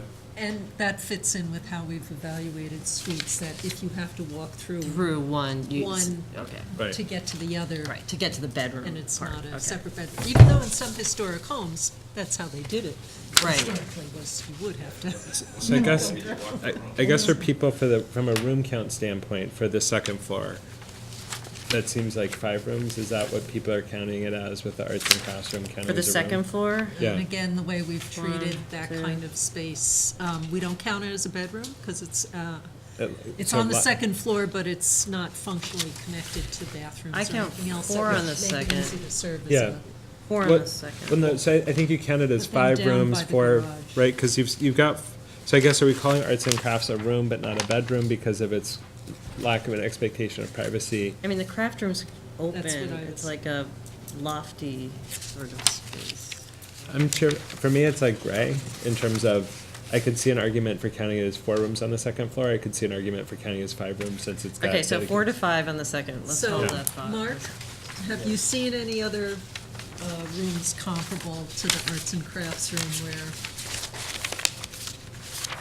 In this house, or you mean? No, other, Or just in Yeah. general? We have basketball court in a house once, but not really an arts and craft room like this. I mean, this Or seems, it doesn't matter that it's arts and crafts, Yeah. but it's, it seems mostly similar to a lot of the houses that we saw, like for some of the Abbey Road properties where you sort of have like a half wall or an open loft. a Although foyer, that- I mean, right. a loft. But it's like a weird loft because it's like not super, like it's sort of in between a loft and a room. yes. Yeah. yes. So I That's think the that- part that has me a little mystified. Yeah. It's- So I think that one's tricky. So it sounds like we're 4 or 5 rooms there, and then on Yeah. the first floor, so with our current count, it seems like we're saying office, guest bedroom, living room, dining, would be 1, 2, 3, 4, and then we'd count kitchen family as either 5 or 6. and then we haven't gotten to the basement. Is that kind of where people Yeah. see it? For the first floor? So, Well, it's either six, oh, I had a Open? question. yeah. Porch 6 to 7. sunroom, is that a finished space or is that unheated? What's the deal with that room? It's meant to be set up as a porch. Okay, It's designed with full winterized doors separating it from the rest of the okay. So not a Does it room. have a source of heat in it? It has a stove, a propane stove to water when it's cold and turn the stove on kind of thing. But it So sounds where like does a that lovely fall? porch instead of a beat-down room. That's heat. It's a lovely porch as opposed to a very rustic room. Well, what's the definite, so We'd say a heat source. if there's, Right. does that count as a heat So I think source? if you sort of have exterior doors, I mean, I got, like, people could have I could have a heat source on my porch and no roof, right? But this has a roof. Right, but I guess for me, like, if you're saying I'm worried about this enough that we've got exterior doors, the fact that I can warm up an exterior space that's partially contained, like, I feel like there's a bunch of porches in Sherborn that I've been in that have porch floor screen windows. But it's all glass in, I mean, this is Yeah. part of the house, right? It's like a solarium, like I have Okay. friends who have like a solarium room, kind of just where they have all the plants and maybe a hot tub, but it's heated, so I don't know, like, to me, that's actually, I'm more Trickier. confused about if that counts as a room or not. It was designed to be a space that can be left unheated year-round. The doors that go from that space into the rest of the house are designed to be outside exterior doors. Okay. So they're not interior. They're not interior doors, they were designed to be exterior doors. I'd say that feels mostly porchy to me, just Okay. nicer Catch than my porch. 22. Do we Yeah. remember how we counted this the first time around? It was not treated as a room in 2016. Okay. And maybe it didn't have a heat. Yeah, I don't think plan it for had a heat heat source at the 'cause time. I think we would have wrestled with this Yeah, we would before. have. Okay, I don't- all right, yeah, so, look at the minutes. okay. So, Anything else you need to fill us in on before we? The last two rooms in the lower level, the theater room and the exercise suite. The theater room is the one that has no windows. The exercise room, the defects of the exterior, that was certainly considered one here. Don't think we counted the theater last time as the room counted. no windows, you said, right? I think we ended up counting all the rooms. We didn't, according to our minutes, we didn't get to the point of having to wrestle with it because If you got a 6-bed system and you've got 13 rooms, then yeah, and you're I fine. think the arts and crafts room was missing on the plans that we had reviewed, so that kind of, we didn't address it at that time because it just seemed like it was more of like a loft within a room, like right there at the back, as opposed to a stairway up, and more separate. So I think there were just enough rooms to include those two. But I guess, like, So that's why we're gonna have to But I think- struggle with this a little bit more So, now. but the- 'cause but it's- historically, what we said was each, like, there are a couple pieces that are tricky for me. I just want to make sure we're consistent with the past board. Looking at the minutes, it looks like we said each structure is treated distinctly from a room count standpoint. And so between 3 structures, you could sort of not get away, but you could have rounding things that would add up to 1.5 bedrooms if you added them in total. So for us, it's really a question of, is this a 6-bedroom structure, yes or no? Is the Or next 5. Or a 5-bedroom If structure. it's 5, then it works with what they're proposing, Right. but if it's 6, it doesn't. But I guess the question is, when you said it was designed for an 11-bedroom system, what were the details of that? Because can't we say, if design flow is higher, then you can say it's 11? Mark says it can handle, is it? For which one, the kitchen or Said it was, the? no, he said it was designed for 11. Like, if we had an 11-bedroom bedrooms. design flow, It was a Because- 10-bedroom approval. But- and if the design flow is but for could 11-bedroom? Could it meet? Could it do 11? You would have to design it for 11. We explained that into the, I think we submitted a letter back in 2016, where we used a proprietary system, Presby system. They come in certain lengths. Right. So just the way it worked out, it's passing 11 there. Yeah, so I guess, is that an easier avenue to get to Maybe. the solution? But Where we can s- then the issue becomes, have we allowed more than one bedroom? Because if we have, that's considered Well, new well, so- construction. but I think if you're saying, if we call this a 13-room house, then it's 6 bedrooms, because that would round down. You'd then say the carriage house we're now calling 4, and the state, And then the barn. the barn you'd call 1, so you'd be Yeah. at 11. Right. So if you can get to 11 through the design flow, it means that you don't have to parse or restrict or do other activity with some of the other spaces. And it may be more flexible if we've incidentally built it to that, to, It would be more flexible, but the board would be Granted changing variances, yeah. the process of allowing more than one bedroom when variances are granted. That's new That's, construction. that, because it's sequential. that's new Because you can only construction. get One additional bedroom. Kind of gets in the way of the regulation. It seems reasonable what you're approaching. From a, But from a the issue technical is- standpoint. If you refer back to And your, there were your April Title V 2016 meeting minutes, we kind of had the same discussion before, and the way the board came out was, I'll read what the meeting said. The board agreed that the total bedroom count must be reduced, because we were talking about 12 bedrooms at that time, to no more than 11. And the proposed count, a reduction of 1 from the proposed count of 12. So that seems like that gets us to. But then we have the May minutes where it says pretty clearly that it's 22 rooms and 10 bedrooms. Well, no, but we didn't say it's a 10-bedroom system. Like, we're sort of saying, But I thought Mark said that. well, no. But I think what we're saying, in that one, you're saying it's 10 bedrooms by the room count, not by, like, I feel like they're saying different Correct. things. We're saying that you cannot have more than Subject 11 systems. bedrooms in the system for the April minutes. And in the May minutes, what we're saying is what's described as a 10-bedroom setup. But it's not that we're necessarily saying it's a 10-bedroom system. Yeah, we were looking at individual units. Like, we sort of said you're compliant, but I think we're, like, what we said in May was you're compliant with our previous requirement, but it doesn't mean that you failed to meet the 11-bedroom system described in April. Like, that, it feels to me like we're describing, you said 6, 3, and 1, that's 10, that's 22 rooms, but that doesn't necessarily mean that the system. Like, I guess, like, what I'm struggling with is if we said in April that you could have you could have no more than 11 bedrooms, that to me would imply that you could have up to 11 bedrooms.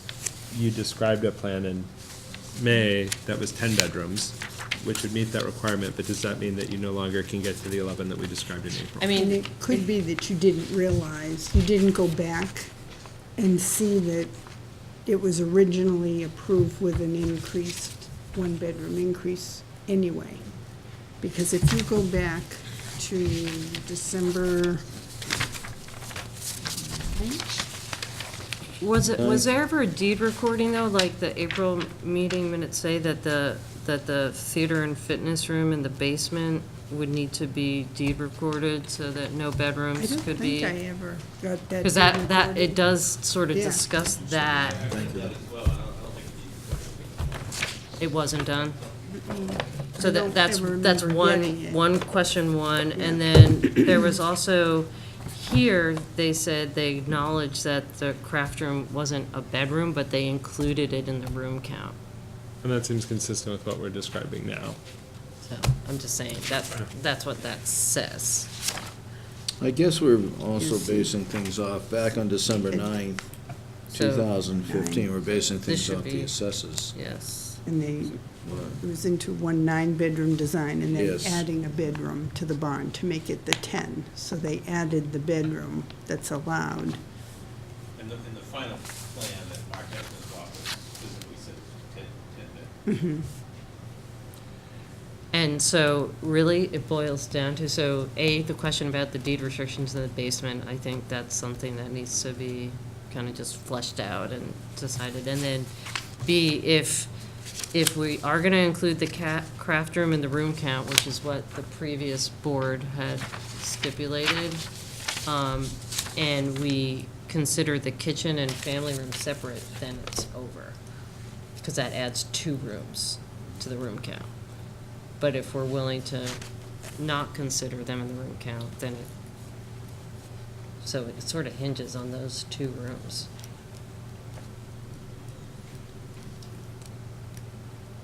And I'm not proponing one way or the other, I'm just Well, stating let me- facts. Let me make an argument for excluding the theater.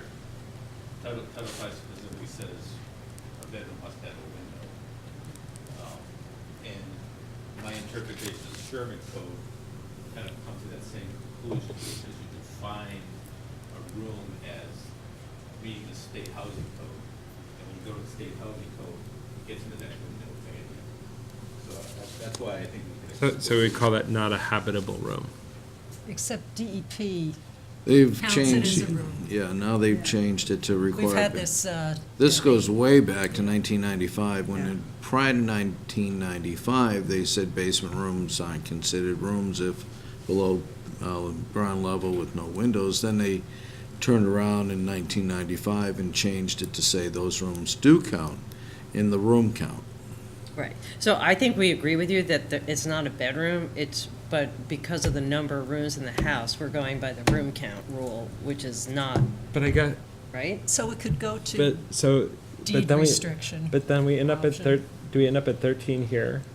Well, What's your room count for the main house? so if we include the craft room as a room, and we include the kitchen as a separate, from the Yeah. family room, then we're up to 12 in the main house. But I think what we said was that each structure counts separate. So like, if you had 13 at the main house and 9 at the carriage house, you wouldn't add up to an 11-room system. You'd say, I think that was what was said, was that each Well, right, structure. so if this was 12, that's 6, right?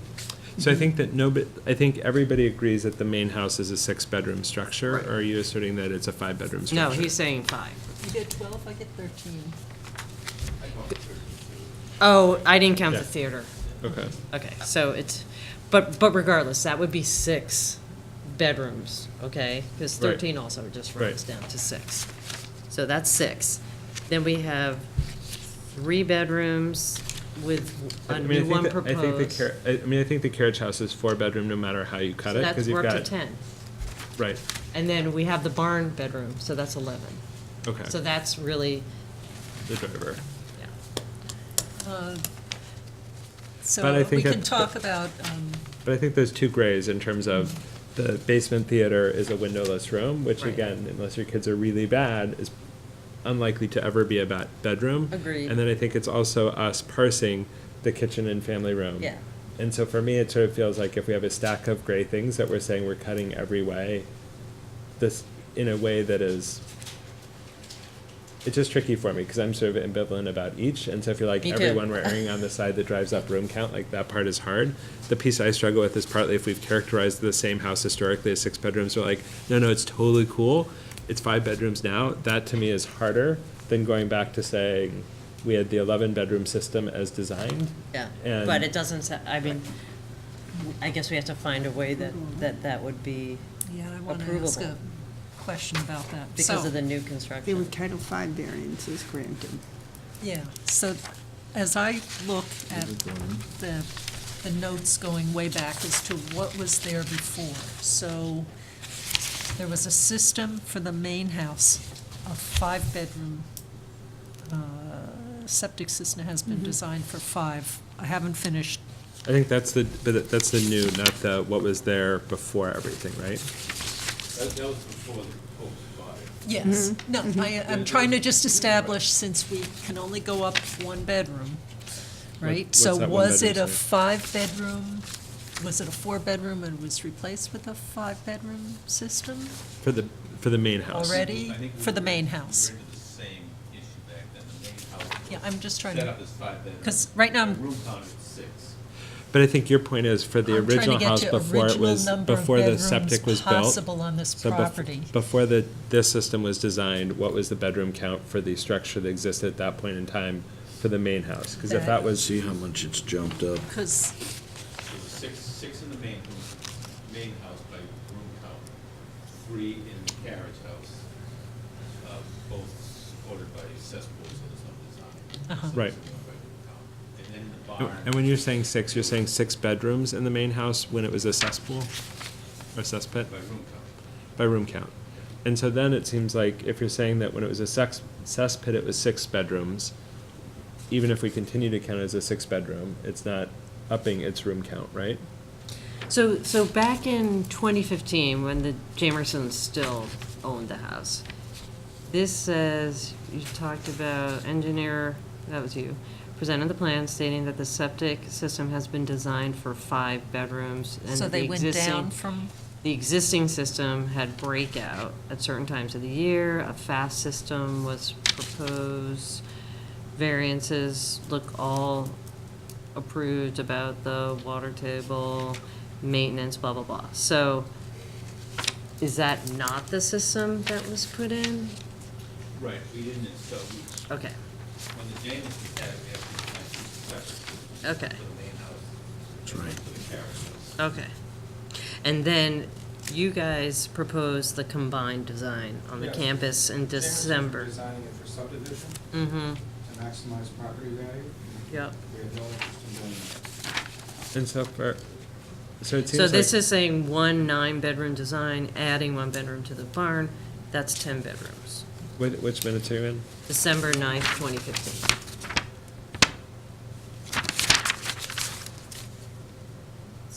So it says do you remember, was there ever They never a went, 6-bedroom system there and they went down to 5? that I Or- don't remember. It was, Is it as possible for us as to noted, pull it the- We was, have two- all the, Can we just pull the file? Because, But now it's one campus, like, I don't even know, it's such a But I think, different like- scenario. but it like feels it's- like I feel like we're getting stuck on we added 1 bedroom, but if we can't determine in the minutes what we started from, it feels like some of that's just us trying to go back, and like, if you went back and the main house was 6 bedrooms with a cesspit, then there's no issue, and we can just resolve it and not have tricky things about this room Yeah. counts as this, or we're not counting that room.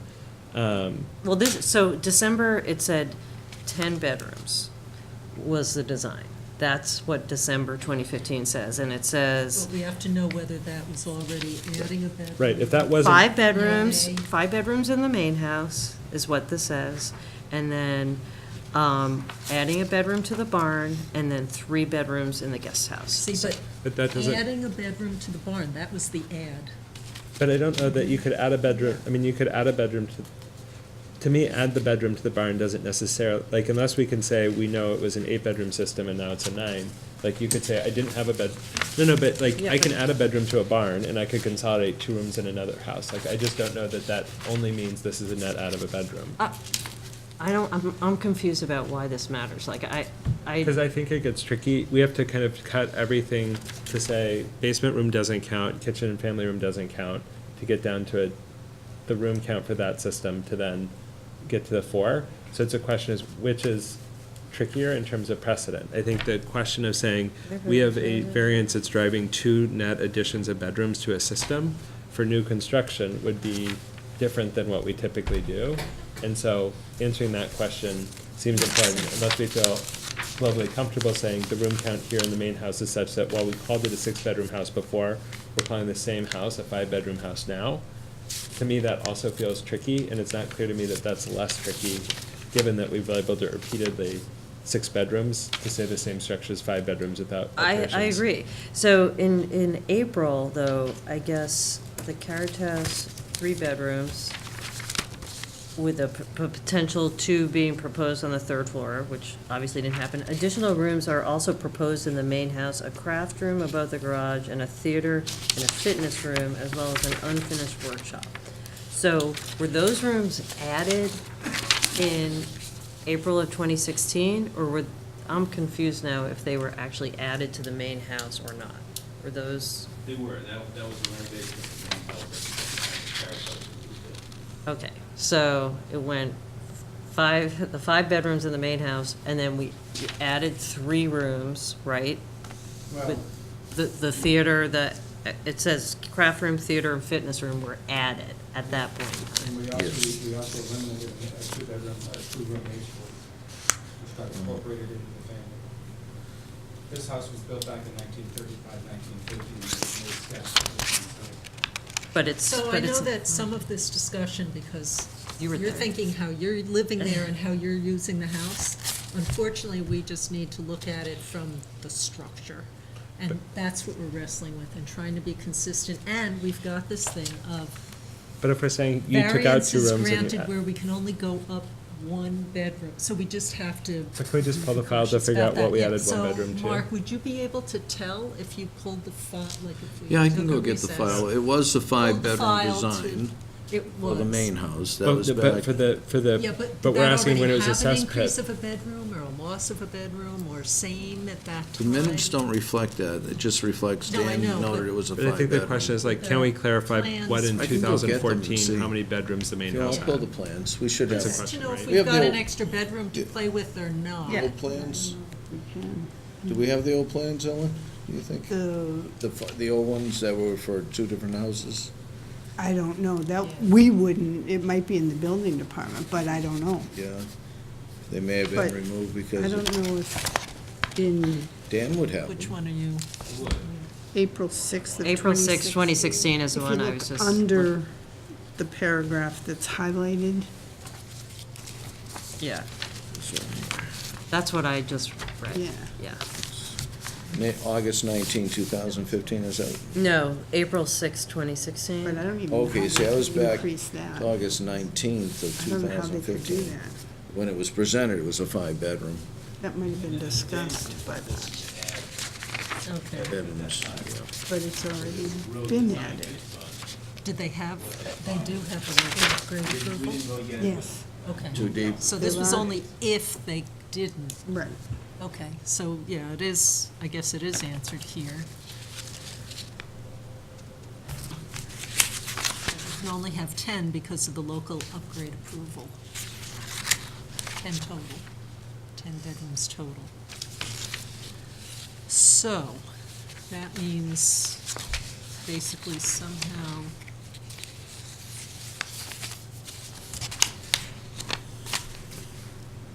so as for rooms that are officially designated as bedrooms on the plan in the main house, there are 5. It's just the total number of rooms that starts to throw that off. Well, it's, Because now 10 is what we have to aim for. and so if you say the kitchen family, yeah, if you say the kitchen family room's one room and the theater is not a room, right, then you have 5 on the second floor, and then Then you've you got. have the craft two- room too. Right, you've got 5 on the second floor, counting the craft room as a room, which is sort of previously established. Then you've got 5 that are not, kind of excluding the theater and exercise game room, right?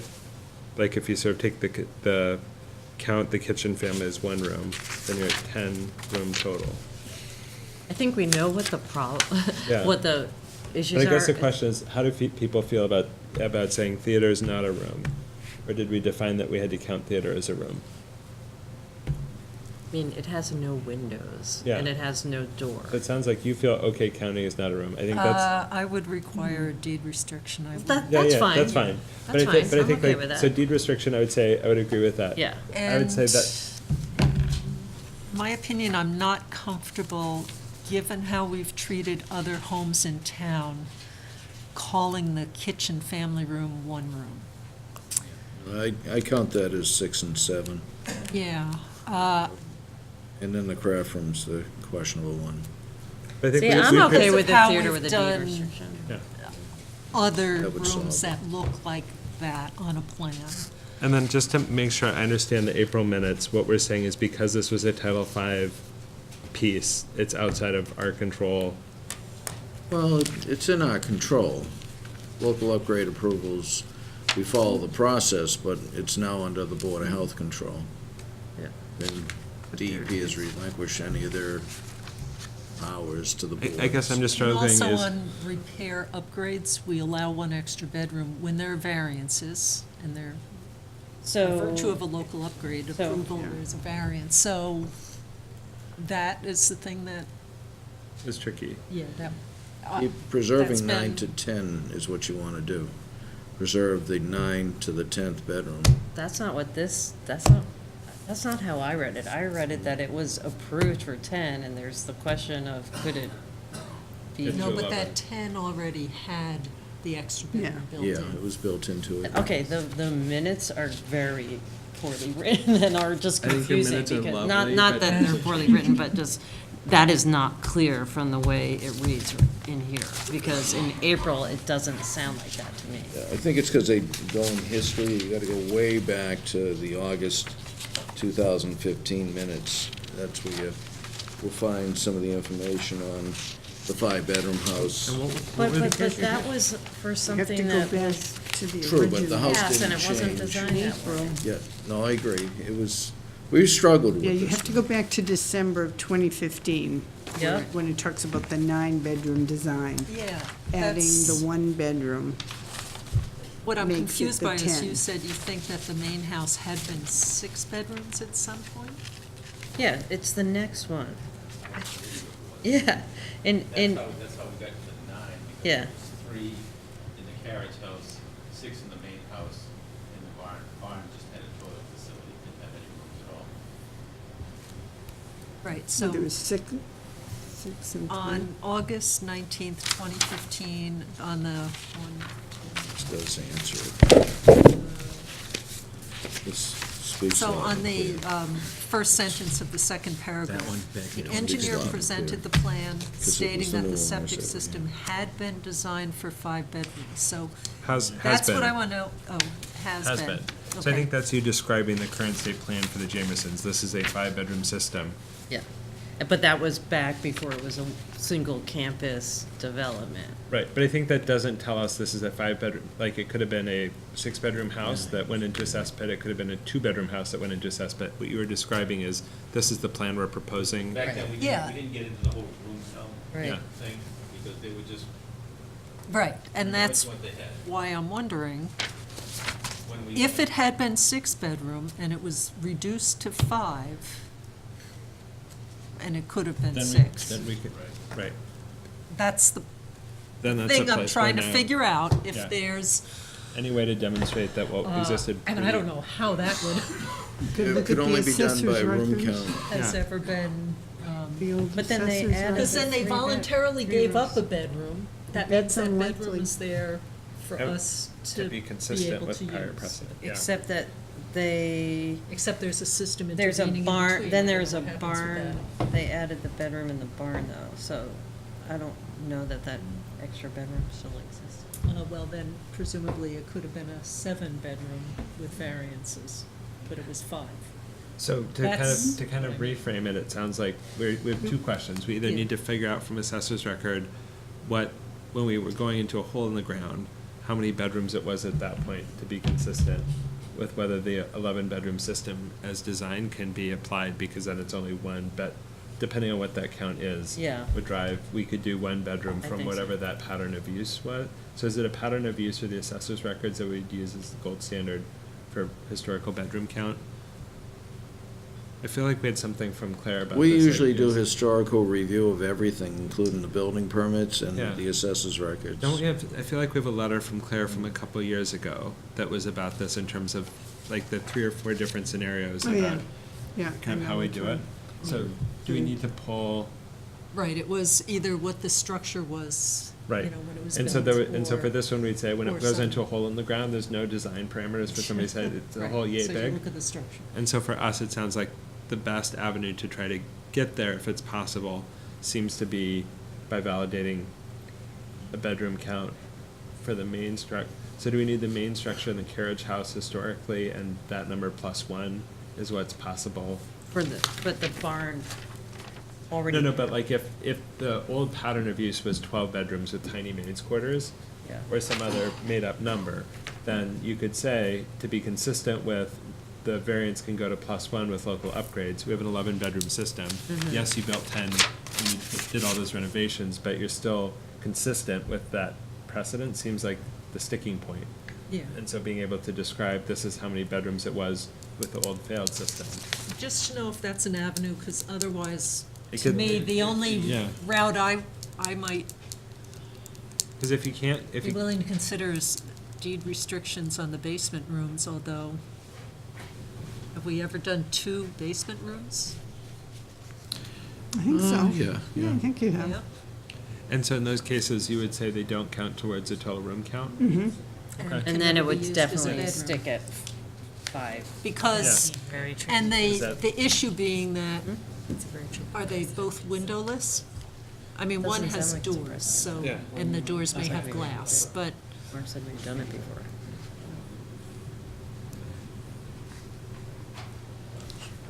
are the Here's the- base, are here's the both assessment. basement rooms windowless? It's the assessors records back when, Oh, and they listed it as a 16 rooms, 4 bedrooms. 16.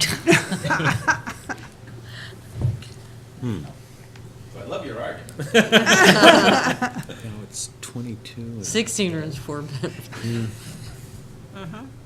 Yeah. When was that dated? That's a good point. I don't know what the date is. Let's see. Well, it has the Jamesons listed as the owners, so they never installed the septic, they sold it for the approved plan. Mm-hmm. No, I'm just wondering when the assessors. Oh, this is, I would have pulled it when I was designing the system. this is Patriot Properties, so I don't know that this is the assessor, our town Yeah, assessor. it could- This yeah. is Assess Pro, is that who Yeah, does it? yeah, they do. Oh, okay. Yeah. I don't know, I don't see a date. See if you see Yeah, a I date. can, it should be up at the Like, top. here's I where it know could it's have been I know it's signed and after, I dated, know it's but- after 2007. Well, I mean, if kind of giving information to 2015. So the That's most carriage recent date house, Right there, right? does No, that they- include the carriage house, or is Because that it's just the Here, I main gotta house? find- Yeah, not necessarily, no. Oh. This is different. There was. Well, the no. carriage This house, one. Yeah, I'd have to pull. when was that rebuilt? I'd have to pull That was- our Is it- assessor's records. I don't know. That doesn't show it. 2017. Yeah. Yeah, so the Yeah, carriage it house was doesn't show. rebuilt in 2017, so that is after that. Yeah, that doesn't show. And this is when. just the main house. Is it? I would think it would have to be, This because one the has? carriage house had 3 bedrooms, so Yeah, it has to have yeah. one. Yeah. Yeah, that's what I was Which, just there's no thinking. way. That makes They no sense. probably didn't count the Yeah, 'cause first it- floor bedroom, I'm sure, the guest room. One unit. Probably only counted the 4 rooms on the second floor, 4 bedrooms. I can have And a lot of I can rooms pull on the the first assessor's floor. records tomorrow, Yeah. all of them. So in terms of next steps, pull the See if sort they of counted official 12 assessors down here. records and anything else. And the question, so if we have house specified, so what if we have the assessors records and nothing ever comments on the carriage house? But then. But it's all different now, like, I don't know. But then we could at least assume that I mean, they added 3 it was either rooms. 2 bedrooms and it went Yeah. to 3, or it was 3, if we can't find anything And- else, right? and- Because there must have been some records that existed. So Does what are create our some options for resolution? Because I don't feel like we're It's, moving forward with a plan. right now I see 2 paths. Understanding what the starting point was and number of rooms before the plans for renovating and changing, and we just need to know. How did, And so on one hand, what was the transition from what existed to Where what we we are have? now. Was it going up, was it going down? right, and What have we got to play with? And in this, One if you say approach. that the carriage house, or whatever, like if you Wasn't say start even- at 4 bedrooms, then you'd say we can't get from 4 bedrooms to 11 bedrooms. But we wouldn't then say, like, nothing goes backwards, it's just a question of if it was a 4-bedroom baseline and we identify it's 10 bedrooms now, it really just means that we can't add a bedroom and say that's +1 from the 4. Well, If we already like have for it, this, we have so to for this, figure out if we if we- say, well, like, on this record, there's no comment on the carriage house. There's just the, It wasn't built. but this is like 2015. There was an old one, but then it Right. was demolished, and then a new structure was built in 2017, so post that assessment. Except there was I think wasn't there a septic system tied to that house? Yeah, And they were all wasn't- separate in Yeah, the when we past. tested, it was there. And Yeah. then it all got And it combined, was- so it's the original one is relevant. To the canvas argument that we had way back when. We've got 3 legal facilities on Right. that one property, they were all built by separate. Septics, right. So if we looked at 3 different facilities, technically we could add just a bit of each one of those. Okay. But those three separate septics don't exist anymore. You just have. But I think if we're saying what's consistent with the prior No, precedent, I know, but that was when there were distinct septics serving each of those buildings. but if we say, okay, It's different, yeah, like, I think we're trying to push It's still what's three the separate present. legal buildings on that 40 The property. buildings, yes, but they were each served by a distinct septic that was commensurate with the size of each of those separate buildings. but if we're saying the kind of issue is our ability to be consistent with our prior precedent and our own decisions, if we're saying it's +1 for a system, I think your point It is. has variances. Right. Like, that's the part that I sort of wonder about, because if you're saying it's 3 buildings, they each could have been +1 with variances. That wasn't how they designed it, but for the question of consistency. So you had X, Y, and Z +1. What was X, Y, and Z? So it was 4, 3, and nothing in the, I thought the bedroom in the barn was more recent. It is. Right, The so- barn had a septic system and a bathroom, but did not have a bedroom. Didn't have a Okay. bedroom. So then if you say that that was 4 in the main house, Then 3 in the then you're at 7. carriage. You had You could have 7. gotten to 9 if you said each structure could be +1. Like, if you said that you're sort of making the argument that 4 could be 4 + 1, because it's a failed system, that 3 could be 3 + 1, because it's a failed system, we can now get up to 9. Right, which But is, we're still doesn't shy help, of it doesn't 11. help us, Yeah. right? No, but that would be, on the carriage house, it would be 3 + 1. Right. The main house, because there's so many rooms for that for a bedroom. Right, but so then if we're saying this says this is a 4-bedroom house in the narrative description of the property, That was a 16-room house. right, but I think it becomes a question of, like, Yeah, is the basis for it the historically, pattern how of do you use? do that? Like, if you say it's a 4-bedroom house, like, that's what the assessor's description is.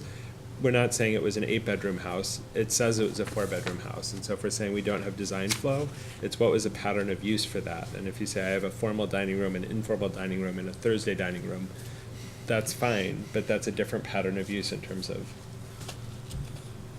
Okay, but, So do you- I guess, I do you mean, see any everybody way to get agrees there that without there's the deed? 5 bedrooms.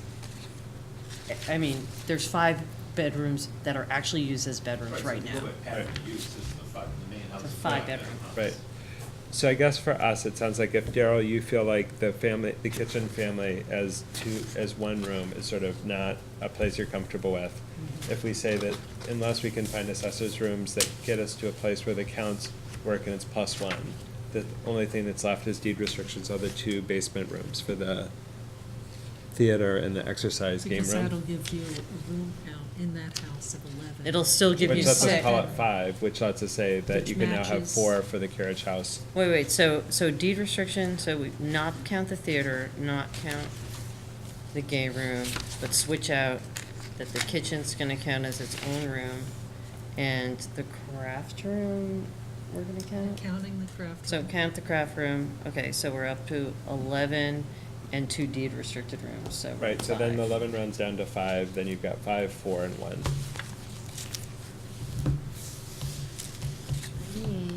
So it seems like. That was the the- most convoluted way of getting there, though. It's kind of where we started. May I suggest another thought process? Dan and I have talked about this, so this property is somewhat unique in the town of Sherborn. It was originally, the original farm was in 1760, and it had hundreds of acres, and like a lot of properties, it slowly got subdivided to the point where it's now a 40-acre parcel. And when we bought it, the original house was still on the property of Mhm. 1760, and there was another house of 1935 added on to in 1935. And so the property has 2 legal single-family homes on it. The property can be legally subdivided. I know that this board has had a policy of trying to help families in the town that either are young families that are growing, and you want to see if you can avoid them from having to leave the town or their home as they grow, or trying to accommodate for elderly moving in. On this property, where you have 2 legal single-family homes, each one of those homes is experiencing those concerns. Mhm. The main house needed a caretaker property, which this board granted back in 2016. The carriage house, my daughter's trying to wants to have a second child. And so we're looking for that extra bedroom so that we can accommodate the family there. My question to the board is, while we talk about allowing 1 extra bedroom, I guess it's one extra bedroom per what? You know, 99 times out of 100, when you're talking about houses, you're talking about a house with a septic system. And so you made the comment a minute ago that you allow one extra bedroom per septic system.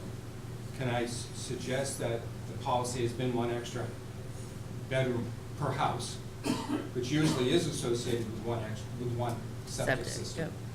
And in this case, where you have two legal single-family homes on the property, which could be subdivided, would it be inappropriate to suggest that for the same reasons that you allow an extra bedroom per house, that it would make sense in the campus concept where there are two legal homes on a parcel, that you allow one for each?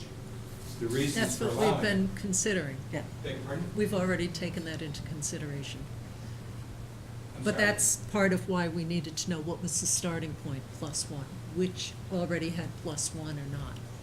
Right, but I So- guess I'm suggesting that you could allow on a property that has two single-family houses that are legal, that you allow a +2.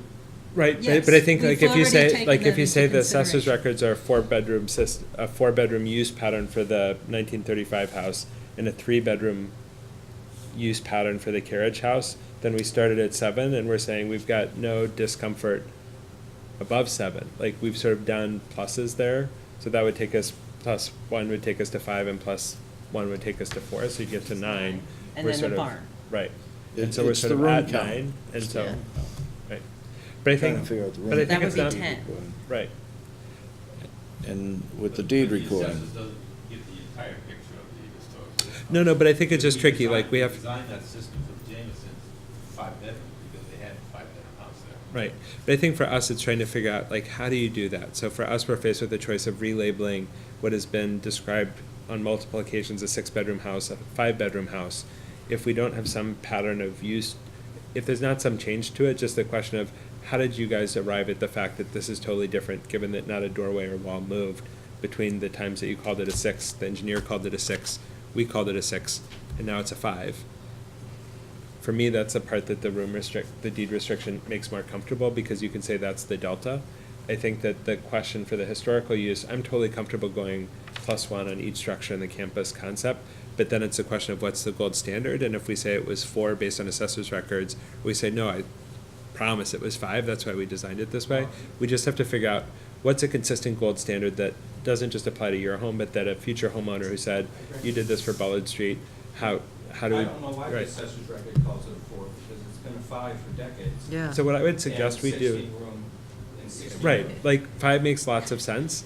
So what I would say is, like, I don't, that seems totally reasonable to me. I think it's just finding the, being able to look and say, here's the primary record that lets us do that. So if we need to replicate this for another property, though there may be few, we could do so consistently. 16 divided by 2, Right, which allowed 8 bedrooms in the main right. house. But then you'd say, Never but had why, that. right, but then you'd say, then why did we under-design the original system?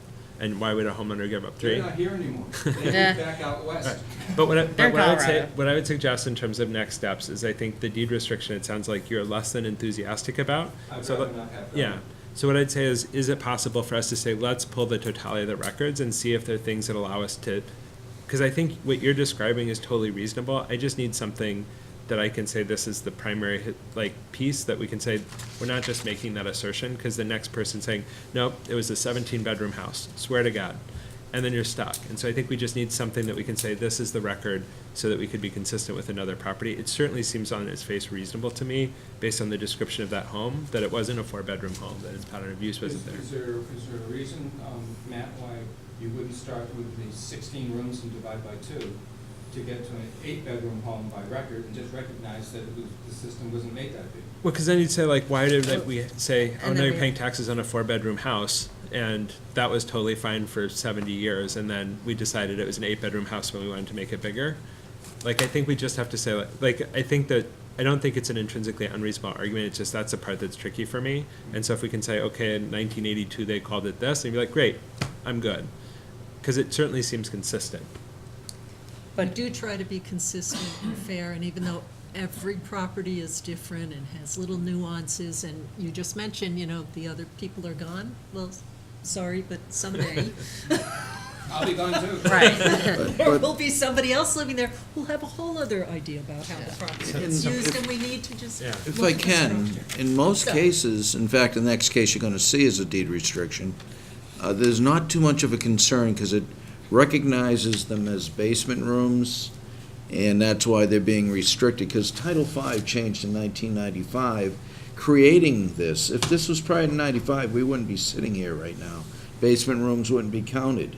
So it was a mechanism. It doesn't, in my view, destroy anything on the property, but you need to figure that out on your own and maybe see what a generic deed recording looks like. But what I might say is, if you don't want to do that, let's have Plan A, B, let's pull the records and see Then what we this- can yeah. do, kind of. But I would ask Right. that we give them at Copy least the a deed generic recording, yeah. deed recording, what they look like. I so mean, we literally, can it would see. just say that those rooms can't be They're not used as counted in the room bedrooms. count. When a Title V inspector goes in, they'll know not to consider those rooms when they Right. count the bedroom Right. counts. Right. They have So- to count the total rooms and divide by 2. And then I think you can then say, here are the trade-offs. If it sounds like, in terms of not necessarily voting on that, it seems like there's a general comfort with saying that's, like, the deed restriction on the 2 basement rooms is more consistent with what we've done other places, and so let's see what we can do to clarify and resolve the historical pattern of use and avoid that if I mean, possible. I'd- If we can't, it seems like, I'd prefer not to have any deed restriction Right. also, if we could just do it cleanly, but right. we don't know. But if we that, so- can't, it seems like there's a plausible way to get there with deed restriction. Is it online, Ellen, the deed restriction? No. Boilerplate? No, because they vary. No, We I have can- them, we have boilerplates. I can email them Sure. in tomorrow. 'Cause that's gonna be our next item on the agenda, is a deed restriction. So Dan's not we have a- representing We have a that game case. plan? Yeah, does that sound like kind of reasonable next steps for you So- guys? Next agenda. We can do the research on that. Oh, I can request the assessor's records, so I don't know when I'll get them, you know. So, Chances are it won't be till now that this after. appeared on our desks, so is this a copy Yeah. we can have? Because we need to enter. We can make a Okay, copy. Yeah, we'll make a copy. Once it's yeah, I can make a copy and give it back to you, Yeah. but I need to have it since it was presented. Don't put things on the table. Yeah, don't provide something. Jewelry, whatever. We possess it. All right, so we'll request the assessor's records in terms of follow-up timing. It sounds like we may or may not have that by the next meeting. Oh, the next, yeah, You'll have it by What is January 16th? Oh, yeah, that's right, okay. Yeah, so would we put this on the next agenda? Yeah, and certainly if you find anything that's illuminating in between. Let us know. So Mark or Ellen, would you be able to update Dan? Yeah, it won't be till after the first of the year, though. It's around the corner. That's good. I'm off. Any other questions for you guys? I think you'll, More than you hopefully want. that boilerplate, reviewing that will help. Do you want to take a very brief recess? Yeah, do we want to take a brief recess for photocopying? Yes. To get ready for the next break. Okay. We do try to find ways to make, things work, but we also need to stick to our consistent. regulations, and otherwise, if we make it up, it's And Rick, not we're fair just going to take a brief recess for Everybody, so- photocopying. Okay. Thank you, everyone. Okay, Have a good night. Are you happy ready? holidays. We have someone else in the audience waiting to be heard.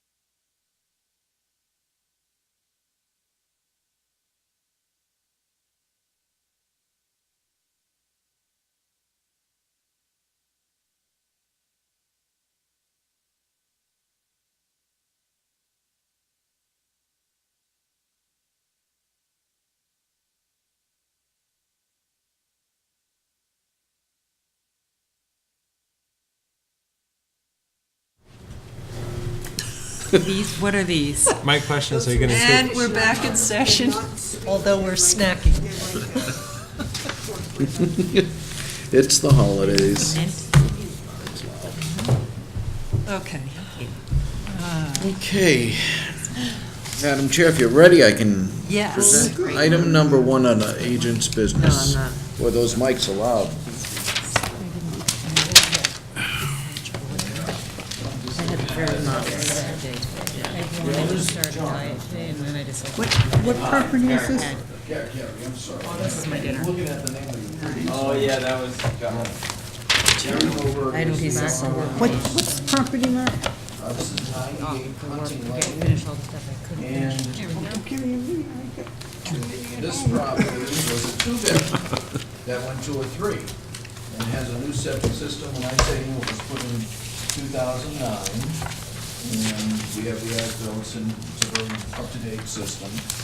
So they are at their maximum 3 bedrooms, and they're proposing 4 rooms on the first floor, the 3rd bedroom on the 2nd floor, which would give them 7. But now they would also like to consider the finished room in the basement. And I explained, you know, I'd have to present it to the board and see if you wish to issue a deed recording for that. So. Well, allow. Yeah. To accept. Yeah, you don't To issue, accept. that's what Yeah, the sorry. registry- Wrong words. But, so the plan is to do 3 bedrooms on the 2nd floor. Expand, I'll show you, that's existing. Right now, they have 3 bedrooms up there. This is the same in the plan? Yeah, go to the next page and you'll see the proposal. Gary, you can come up here as well. Right, it's right here, right? Yeah, This, and that's when you start seeing the colored proposals. You'll see they want to have 4 rooms on the first floor. And the garage, the studio, the family room, the living room, and the kitchen. So there's 4 there. And then the 2nd floor is for, and this all I told the applicant is fine. Expanding the 2nd floor to 3 bedrooms, which has 3 bedrooms in the square, now expanding it out to the new 3rd bedroom to your right. And then what became the issue with this whole proposal was there's a basement room that's already finished. it's half finished. It's half Yeah, finished, half so. of the- and so Half it- of the half basement, or? I'm sorry. Here Oh, it is. okay. Half of the basement. And the basement is the second plan in. Yeah. And here's the picture of unfinished rooms for the existing game room. so is the game room the only finished space? Yeah, so you come down and you go past the furnace, and this is all unfinished here, and then there's just like a little playroom. So I told him that sounds like possibly a deed recording could be considered. So that's what I did. Okay. Do you see any pros or cons on deed recording for this? And is this fully subgrade, or there's like little windows? Like Yeah, the windows are like up here, Yeah. and then this, the zebra is like a half floor, so it's like a whole floor. And then you walk up to the Yeah, you grade. gotta turn in, so it's not like a real entrance. And no bathrooms are being proposed? No bathrooms. Not. Okay, and these, oh, so this is furnace, and what is this over here? This is, water, and then this is our washer dryer. Oh, okay, Yeah. okay. And then this is, And this will be unfinished over here, correct? In the area? yeah, it's just, flat. Yeah. So I don't see an issue, but I told him it's a formal process. Yeah. Okay. This one looks a lot more I have to say, straightforward. this looks pretty consistent with other Refreshing. things that we've had. Nice sequencing. So, Yeah, I was gonna go thank you for waiting. So I don't have a problem with it as long Yeah. as the board does. Yeah, it certainly seems so, consistent. all right, so do we have a motion to, what are we approving? Plans? Well, the Required- request for the deed recording. Okay, Well, actually, you can instruct Mark to approve a building application once it's submitted. Subject to receipt Subject of- to, conditional to receipt of a Perfectly worded, that one. deed excellent. restriction. Do we have a motion for what Ellen said? Yes, I would suggest it. And I'll second, that was lovely. So, any other discussion? All those in favor? Aye. Good night. I had So now if given we you- average the last discussion, I had given you the deed restriction document, correct? Yeah. right. So, Hopefully there's some words. Well, there were like a couple words, but I wasn't sure who was supposed to pull it. can I go there? Do we have anything he's on in- Bean Street? Costa Rica. Who's going to talk? I have to explain it to the board. You said I could. But we didn't get Because it's anything in so our good that you packet, should right? totally get the chocolate mint thing. 24? No, we're talking about 5 speed. They're pretty Oh, good. 5 Spain, I have the building application. We're not doing 24. Yeah. I just want to look at what We're 89. That's Right. correct. But we are doing But 5. the one I started off with one of those, but it was Yeah, 2 days it's a old, so I've already proposal. got. I remember that He's guy. come before us a couple of times. Yeah. Yeah, with the fund drawings. Yeah. And I It's asked, sort of back of the Yeah. napkin kind Did of they thing. get better? topping is so. I want you to see, it's unique. If I That can. doesn't sound promising. You know, it's just what it is, but I told the applicant, Madam Chairman, talking about 5 Spring Street, I jumped in Okay. a little bit. Yep. The applicant came back with the instructions of the board to not put basement rooms in the house. It's a fairly new house, right, as you leave town.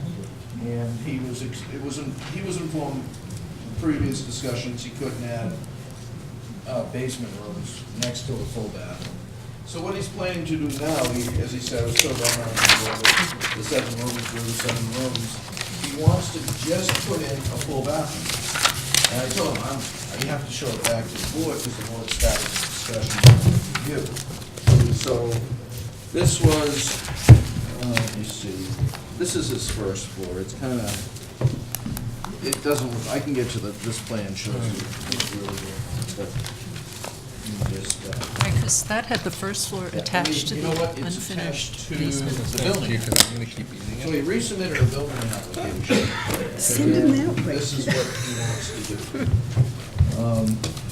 He wants to keep what was originally proposed as finished rooms. Here's the stairs going down, all unfinished. But a hallway coming down from the stairs with a closet going, I don't even know if that's legal. I think he has to have passage space there. That's up to the building inspector. But he wants to come down with a finished hallway to a finished bathroom, and that's what he's proposing. Seems fine. You know, I don't see an issue if it stated, you know, we have to make it very clear that that is the plan. Yeah. So are there any deed recordings required for that? No, or because everything's unfinished except for that bathroom downstairs, the full bath. So Why how do does they want seen to a finish the proposal like- bathroom?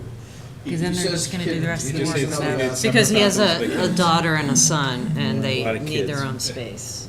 2 kids. Yeah. They're just gonna do the rest But I of the think work. like if it works for him, it works for us. Finish off. My only question is, from a heating The only thing that needs approval standpoint, is this. so if you have like your finished bathroom with the piping and all that, but everything around it is unheated, is that still? But I think you're probably, I mean, like my basement It's isn't not my heated. problem, but. Yeah, I mean, I think like our basement's not heated, and it's like usually 55 to 60 degrees in the wintertime, just because the sort of heat from the rest of the Yeah, house. I guess ours isn't Well, either. no, and also because your basement's probably subterranean, this one's sticking out of the ground. Yeah, and Oh, also, yeah. does he have a boiler down there? I'm sure, I can't remember, I haven't walked See, through the house. They I could have do a boiler elect- in my basement, so. It's just so. Yeah. One thing he heat. will need to do is that if you have a bathroom that needs an ejector pump, and if it does, he has to come through us for review to make sure that it doesn't pump more than 60 gallons per minute of force to the septic tank. So that still will have to be part of the approval. So, this surely begs That's why I wanted to. future work. No, but I think Well, it's, right. like, I think But it's just. I think it the does board- do what we It wanted. satisfies the rule. I think we just say very clearly, It does, that's what- this is contingent on saying.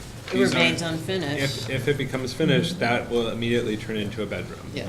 And I will ask that the minutes be put on file Yes. with this file. No, and I was going to say, we just have to have it very clear in the minutes that under no circumstances can any of this unfinished basement space, other than that bathroom, be finished, or the septic will be And the other thing is- inappropriate for the structure. I agree.